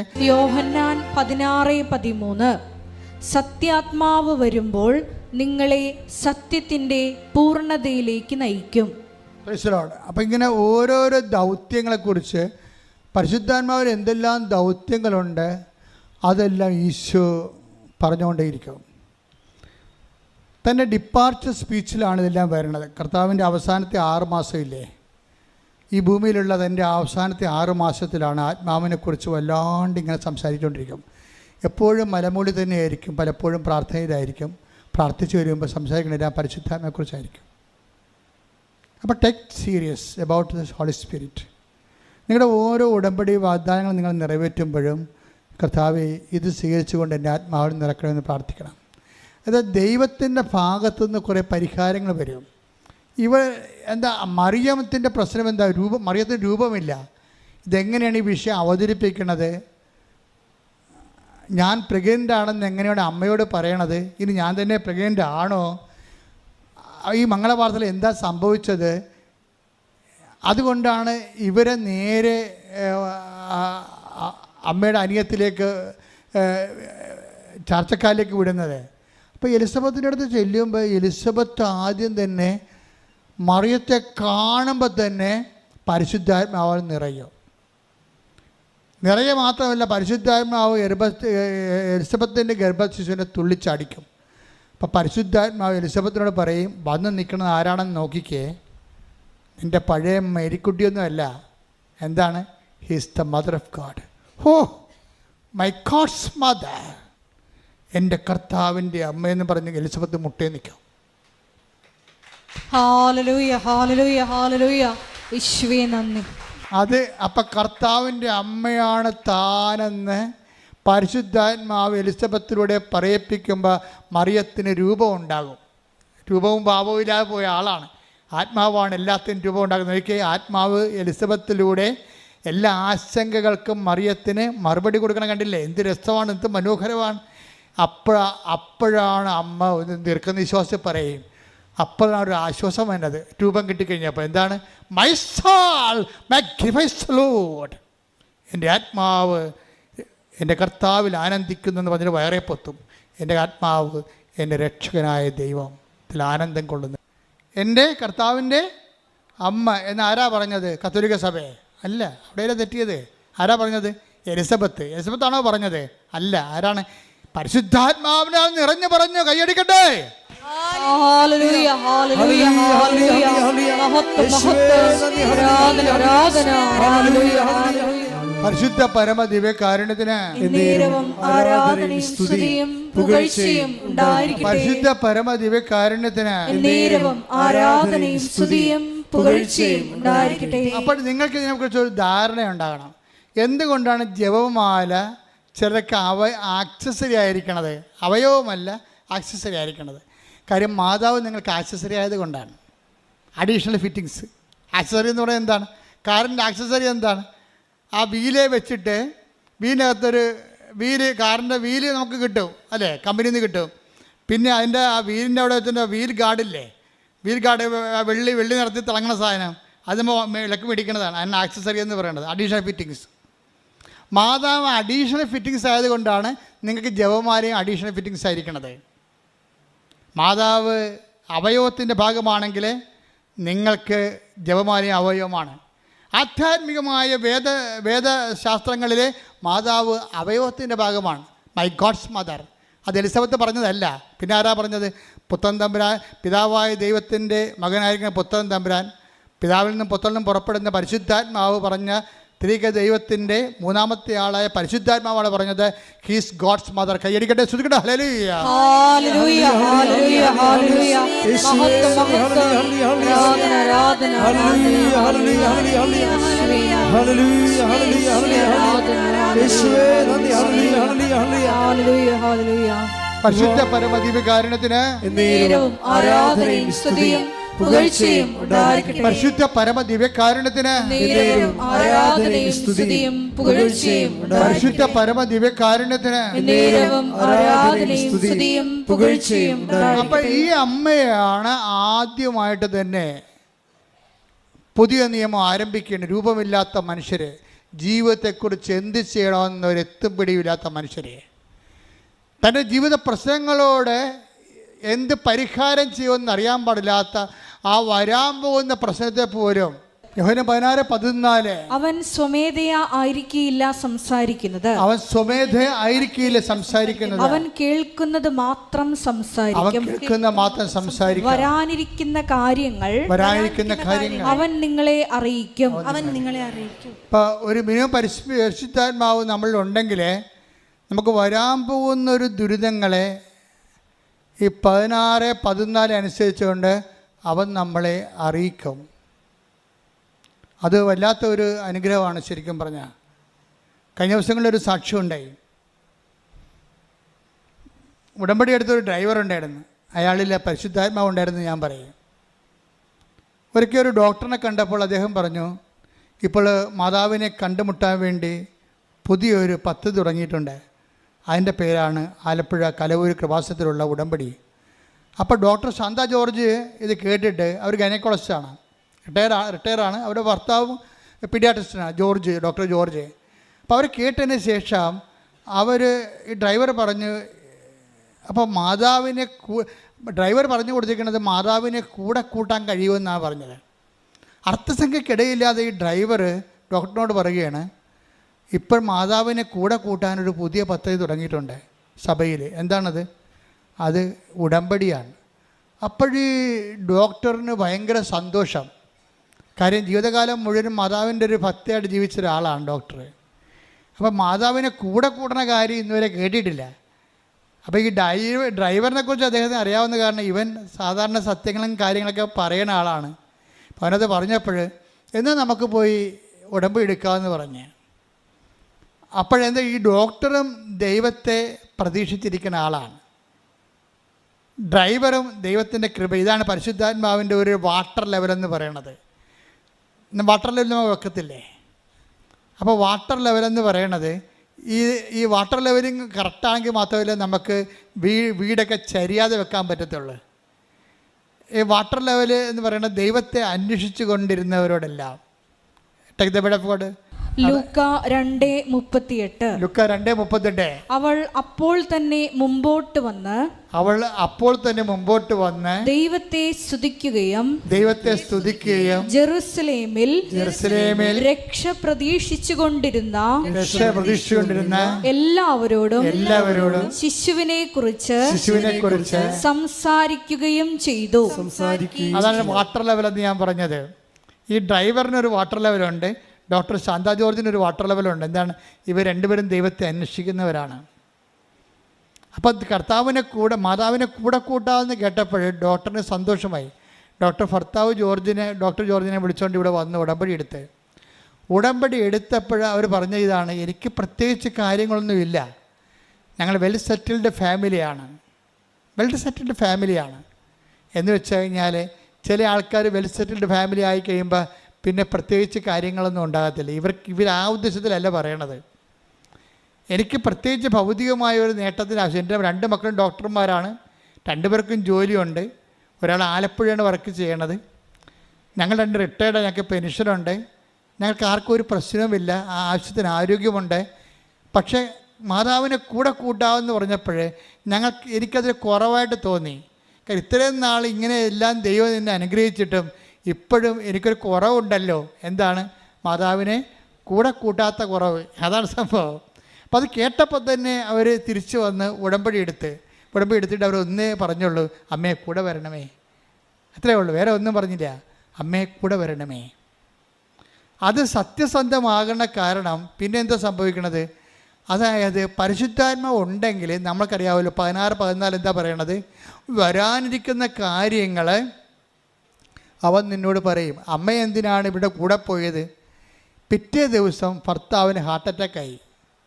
അമ്മയ്ക്കതറിയാമായിരുന്നു, എന്തോ വിപത്ത് സംഭവിക്കാൻ പോകണം എന്നുള്ളതിനെക്കുറിച്ച്.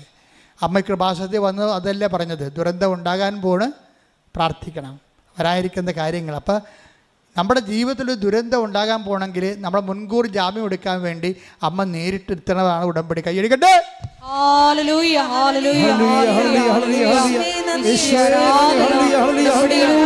ഞങ്ങളുടെ ദുരന്ത മുഖങ്ങളിലേക്ക് സഞ്ചരിച്ചെത്തുന്ന മാതൃസാന്നിധ്യത്തിന്, സ്നേഹത്തിന് നന്ദി പറയുന്നു. നമ്മുടെ ആധ്യാത്മികതയിൽ നമുക്ക് ഭൗതികമായിട്ട് നമുക്ക് എല്ലാം ഉണ്ടായാലും ദൈവം പറയും നിനക്കൊരു കുറവുണ്ട്. എന്താ കാര്യം?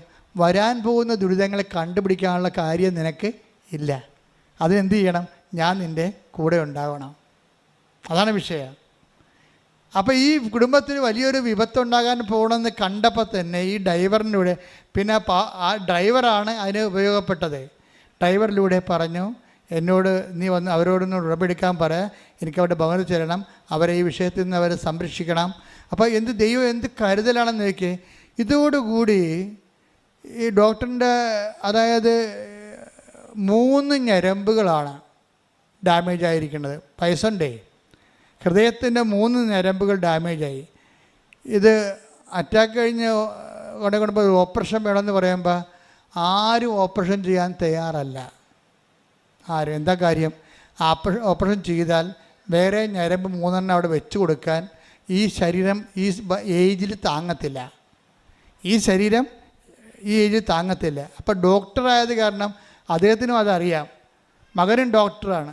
അപ്പോൾ അവർ പറഞ്ഞ്, എനിക്ക് മരുന്ന് കിട്ടിയാൽ മതി, ഞാൻ മരുന്ന് കഴിച്ച് ഇനി കുറച്ച് നാൾ ഓപ്പറേഷനൊന്നും ഇല്ലാതെ മരുന്ന് കഴിച്ച് ദൈവം ആയുസ് തന്നത്തിനേക്കാളും ജീവിച്ചോളാം എന്ന് പറഞ്ഞ്. 78 വയസ്സുണ്ട്. അതാണ് പ്രശ്നം. 78 വയസ്സ് ആരും ഹൃദയത്തിന് ഓപ്പറേഷൻ ചെയ്യത്തില്ലല്ലോ. അപ്പോൾ അതുകൊണ്ട് എനിക്ക് ഓപ്പറേഷൻ, ഡോക്ടർ തന്നെ പറഞ്ഞു എനിക്ക് ഓപ്പറേഷൻ വേണ്ട, എനിക്ക് മരുന്ന് മതി എന്ന് പറഞ്ഞ്. പക്ഷേ പിന്നീട് ഈ മാതാവിൻ്റെ ഒരു ചൈതന്യം കുടുംബത്തിൽ വന്നപ്പോൾ ആ റിസ്ക് എടുക്കാൻ പറ്റിയ ഡോക്ടർമാർ അവർക്ക് കിട്ടി. ഈ ഓപ്പറേഷന് വേണ്ടി റിസ്ക് എടുക്കാൻ പറ്റിയ ഡോക്ടർമാരെ കിട്ടി. ഈ 78 വയസ്സുള്ള ആളിൻ്റെ ഹൃദയം തുറന്ന് ശസ്ത്രക്രിയ നടത്തി. പക്ഷേ ശസ്ത്രക്രിയ നടത്തിയിട്ട് ഇവരെ 2 ദിവസം കഴിഞ്ഞപ്പോൾ ICU വാർഡിൽ നിന്ന് വാർഡിലേക്ക് കൊണ്ടുവന്ന് മുറിയിലോട്ട് കൊണ്ടുവരുമ്പോഴും ആ മറ്റേ അപ്പാരറ്റസ് എല്ലാം മെഷീൻസ് ഉണ്ടല്ലോ, അതായത് നമ്മുടെ പൾസ് റേറ്റ്, ഹാർട്ട് സൈസൊക്കെ നോക്കുന്ന പ്രഷർ റേറ്റ്, എല്ലാ മെഷീൻസും കടുപ്പിച്ചപ്പോൾ എല്ലാം നോർമലായിട്ട് പോകുന്നുണ്ട്. അപ്പോൾ ഡോക്ടർമാർ വന്നിട്ട് അപ്പോൾ കൂടി ആലോചിച്ചിട്ട് പറഞ്ഞു, ഇപ്പോൾ നമുക്ക് നോർമലാണല്ലോ, ഇനി മെഷീൻസ് എല്ലാം ഊരാവെന്ന് പറഞ്ഞ് രോഗി സുഖമായി കിടന്ന് ഉറങ്ങട്ടെ എന്ന് പറഞ്ഞു. അപ്പോൾ ഈ ഡോക്ടറിൻ്റെ ലേഡി ഡോക്ടർ അവരും പറഞ്ഞു, അവരും ഉറങ്ങിയിട്ട് ദിവസങ്ങളായി. അപ്പോൾ അവർ രണ്ടുപേരും കൂടി ഇതൊക്കെ ഊരി മാറ്റിയിട്ട്, മെഷീനൊക്കെ ഊരി മാറ്റിയിട്ട്, കണക്ഷനൊക്കെ ഊരി മാറ്റിയിട്ട് ഉറങ്ങി എഴുന്നേറ്റ് രാവിലെ നേഴ്സ് വന്ന് നോക്കിയപ്പോൾ പെട്ടെന്ന് അലറിപ്പോയി. എന്താ കാര്യം? ഇതെല്ലാം ഹാർട്ട് റേറ്റ് കൂട്ടി അത് 126 അത് മരിക്കണ സമയത്തേക്ക് മാറി. അപ്പോൾ അടുത്ത സെക്കൻഡ് മരിക്കും. ഡോക്ടർമാരെല്ലാം വിളിച്ച് അലറിപ്പാഞ്ഞ് ഇവിടെ വന്ന്, പക്ഷേ എന്ത് ചെയ്യണമെന്ന് അറിയാൻ പാടില്ല. മെഷീൻസ് എല്ലാം കടുപ്പിച്ചപ്പോഴും ഇങ്ങനെ 126 നിൽക്കുകയാണ്. നമുക്കറിയാമല്ലോ, കോവിഡ് കാലത്ത് നമുക്കറിയാം 92, 98 എന്ന് പറയുമ്പോൾ തന്നെ ഓക്സിജൻ സാച്ചുറേഷൻ തുടങ്ങും. ഇപ്പം 126 നിൽക്കണം ഹാർട്ട് റേറ്റ്. ഇപ്പം എല്ലാം തീർന്നു, ആൾ പോയെന്ന് വിചാരിച്ചു. അപ്പോഴുടനെ ഈ ലേഡി ഡോക്ടർ മകൻ ഡോക്ടറോട് പറഞ്ഞ്, നീ വേഗം ആ ഓൺലൈൻ ഉടമ്പടി എനിക്ക് കണക്ട് ചെയ്യാൻ പറഞ്ഞു. ഓൺലൈൻ ഉടമ്പടി അമ്മയോട് പെട്ടെന്ന് എനിക്ക് ഈ വിഷയം പറയണം, എനിക്ക് ഓൺലൈൻ ഉടമ്പടി കണക്ട് ചെയ്യാൻ പറഞ്ഞു. ഉടനെ ഈ മകൻ എടുത്തിട്ട് ഓൺലൈൻ ഉടമ്പടി കണക്ട് ചെയ്ത് എന്നിട്ട് എൻ്റെ ഭർത്താവിൻ്റെ ജീവൻ എന്ന് അടിച്ചതിൻ്റെ അകത്ത് എൻ്റെ ഭർത്താവിൻ്റെ ജീവൻ എന്നടിച്ച് സെൻഡ് ചെയ്ത് നോക്കിയപ്പോഴുണ്ട് 92. ആ സെക്കൻഡ് നോക്കി അതിൻ്റെ പൊക്കമുണ്ടല്ലോ, 92 സെക്കൻഡാണ്. അപ്പോൾ എന്നെ ഒത്തിരി പേര് തിരുത്തിയിട്ടുണ്ട് പണ്ട്. ഉടമ്പടി ഉടനടി പരിഹാരം എന്ന് പറയരുത്, അതൊരു ബിസിനസ് ട്രിക്കായിട്ട് തോന്നത്തുള്ളൂ. അത് ഞാൻ പറഞ്ഞ് ബിസിനസ്സായിട്ട് ചിന്തിക്കുന്നവർക്ക് അങ്ങനെ തോന്നും. പക്ഷേ ഇത് വെളിപാടാണ്. എനിക്ക് ആദ്യം തന്നത് ഉടമ്പടി ഉടനടി പരിഹാരം എന്നാണ്. കാര്യം നമ്മളുടെ പത്രത്തിൻ്റെ ആദ്യ പേജിലുള്ളതെല്ലാം ഉടനടി പരിഹാരമുള്ള സംഭവങ്ങളാണ് ഉള്ളത്. ഇനി ഇത് ഈ ശാന്ത ജോർജ് അടുത്ത സെക്ഷൻ പറയണം. ഇപ്പോൾ ആ ഡോക്ടർ ആരോഗ്യത്തോടെ വന്നാണ്, ഡോക്ടർ തന്നെയാണ് ആ സാക്ഷിയോടെ പറഞ്ഞിരിക്കുന്നത്, ഡോക്ടർ ജോർജ്. പക്ഷേ അതല്ല, അതിനുശേഷം അവരുടെ ജീവിതത്തിൽ വീണ്ടും ഒരു സംഭവം ഉണ്ടായി. ഈ വരാനിരിക്കുന്ന കാര്യങ്ങൾ എന്ന് പറഞ്ഞില്ലേ, അമ്മ വരാനിരിക്കുന്ന കാര്യങ്ങൾ അവൻ നിന്നോട് പറയും എന്ന് പറഞ്ഞാൽ നമ്മുടെ മുമ്പിൽ പരിശുദ്ധാത്മാവിൻ്റെ കൂടെ അത് ആക്ടിവേറ്റ് ചെയ്യാൻ വേണ്ടി നമ്മൾക്ക് മാധ്യസ്ഥം വഹിക്കാൻ വേണ്ടി ഉറപ്പുള്ള സാക്ഷിയായിട്ട് വരേണ്ടത് അമ്മയാണ്. അതുകൊണ്ട് തന്നെ നടപടിക്രമങ്ങൾ സ്പീഡാണ്, ഭയങ്കര സ്പീഡാണ്. കാര്യം വാഗ്ദാനത്തിലുള്ളതാണ്. എന്താണ് വാഗ്ദാനം? Take the word of God. പ്രഭാഷകൻ 36:8. പ്രഭാഷകൻ 36:8. വാഗ്ദാനം അനുസ്മരിച്ച് അങ്ങ് കാലത്തെ ത്വരിപ്പിക്കണമേ.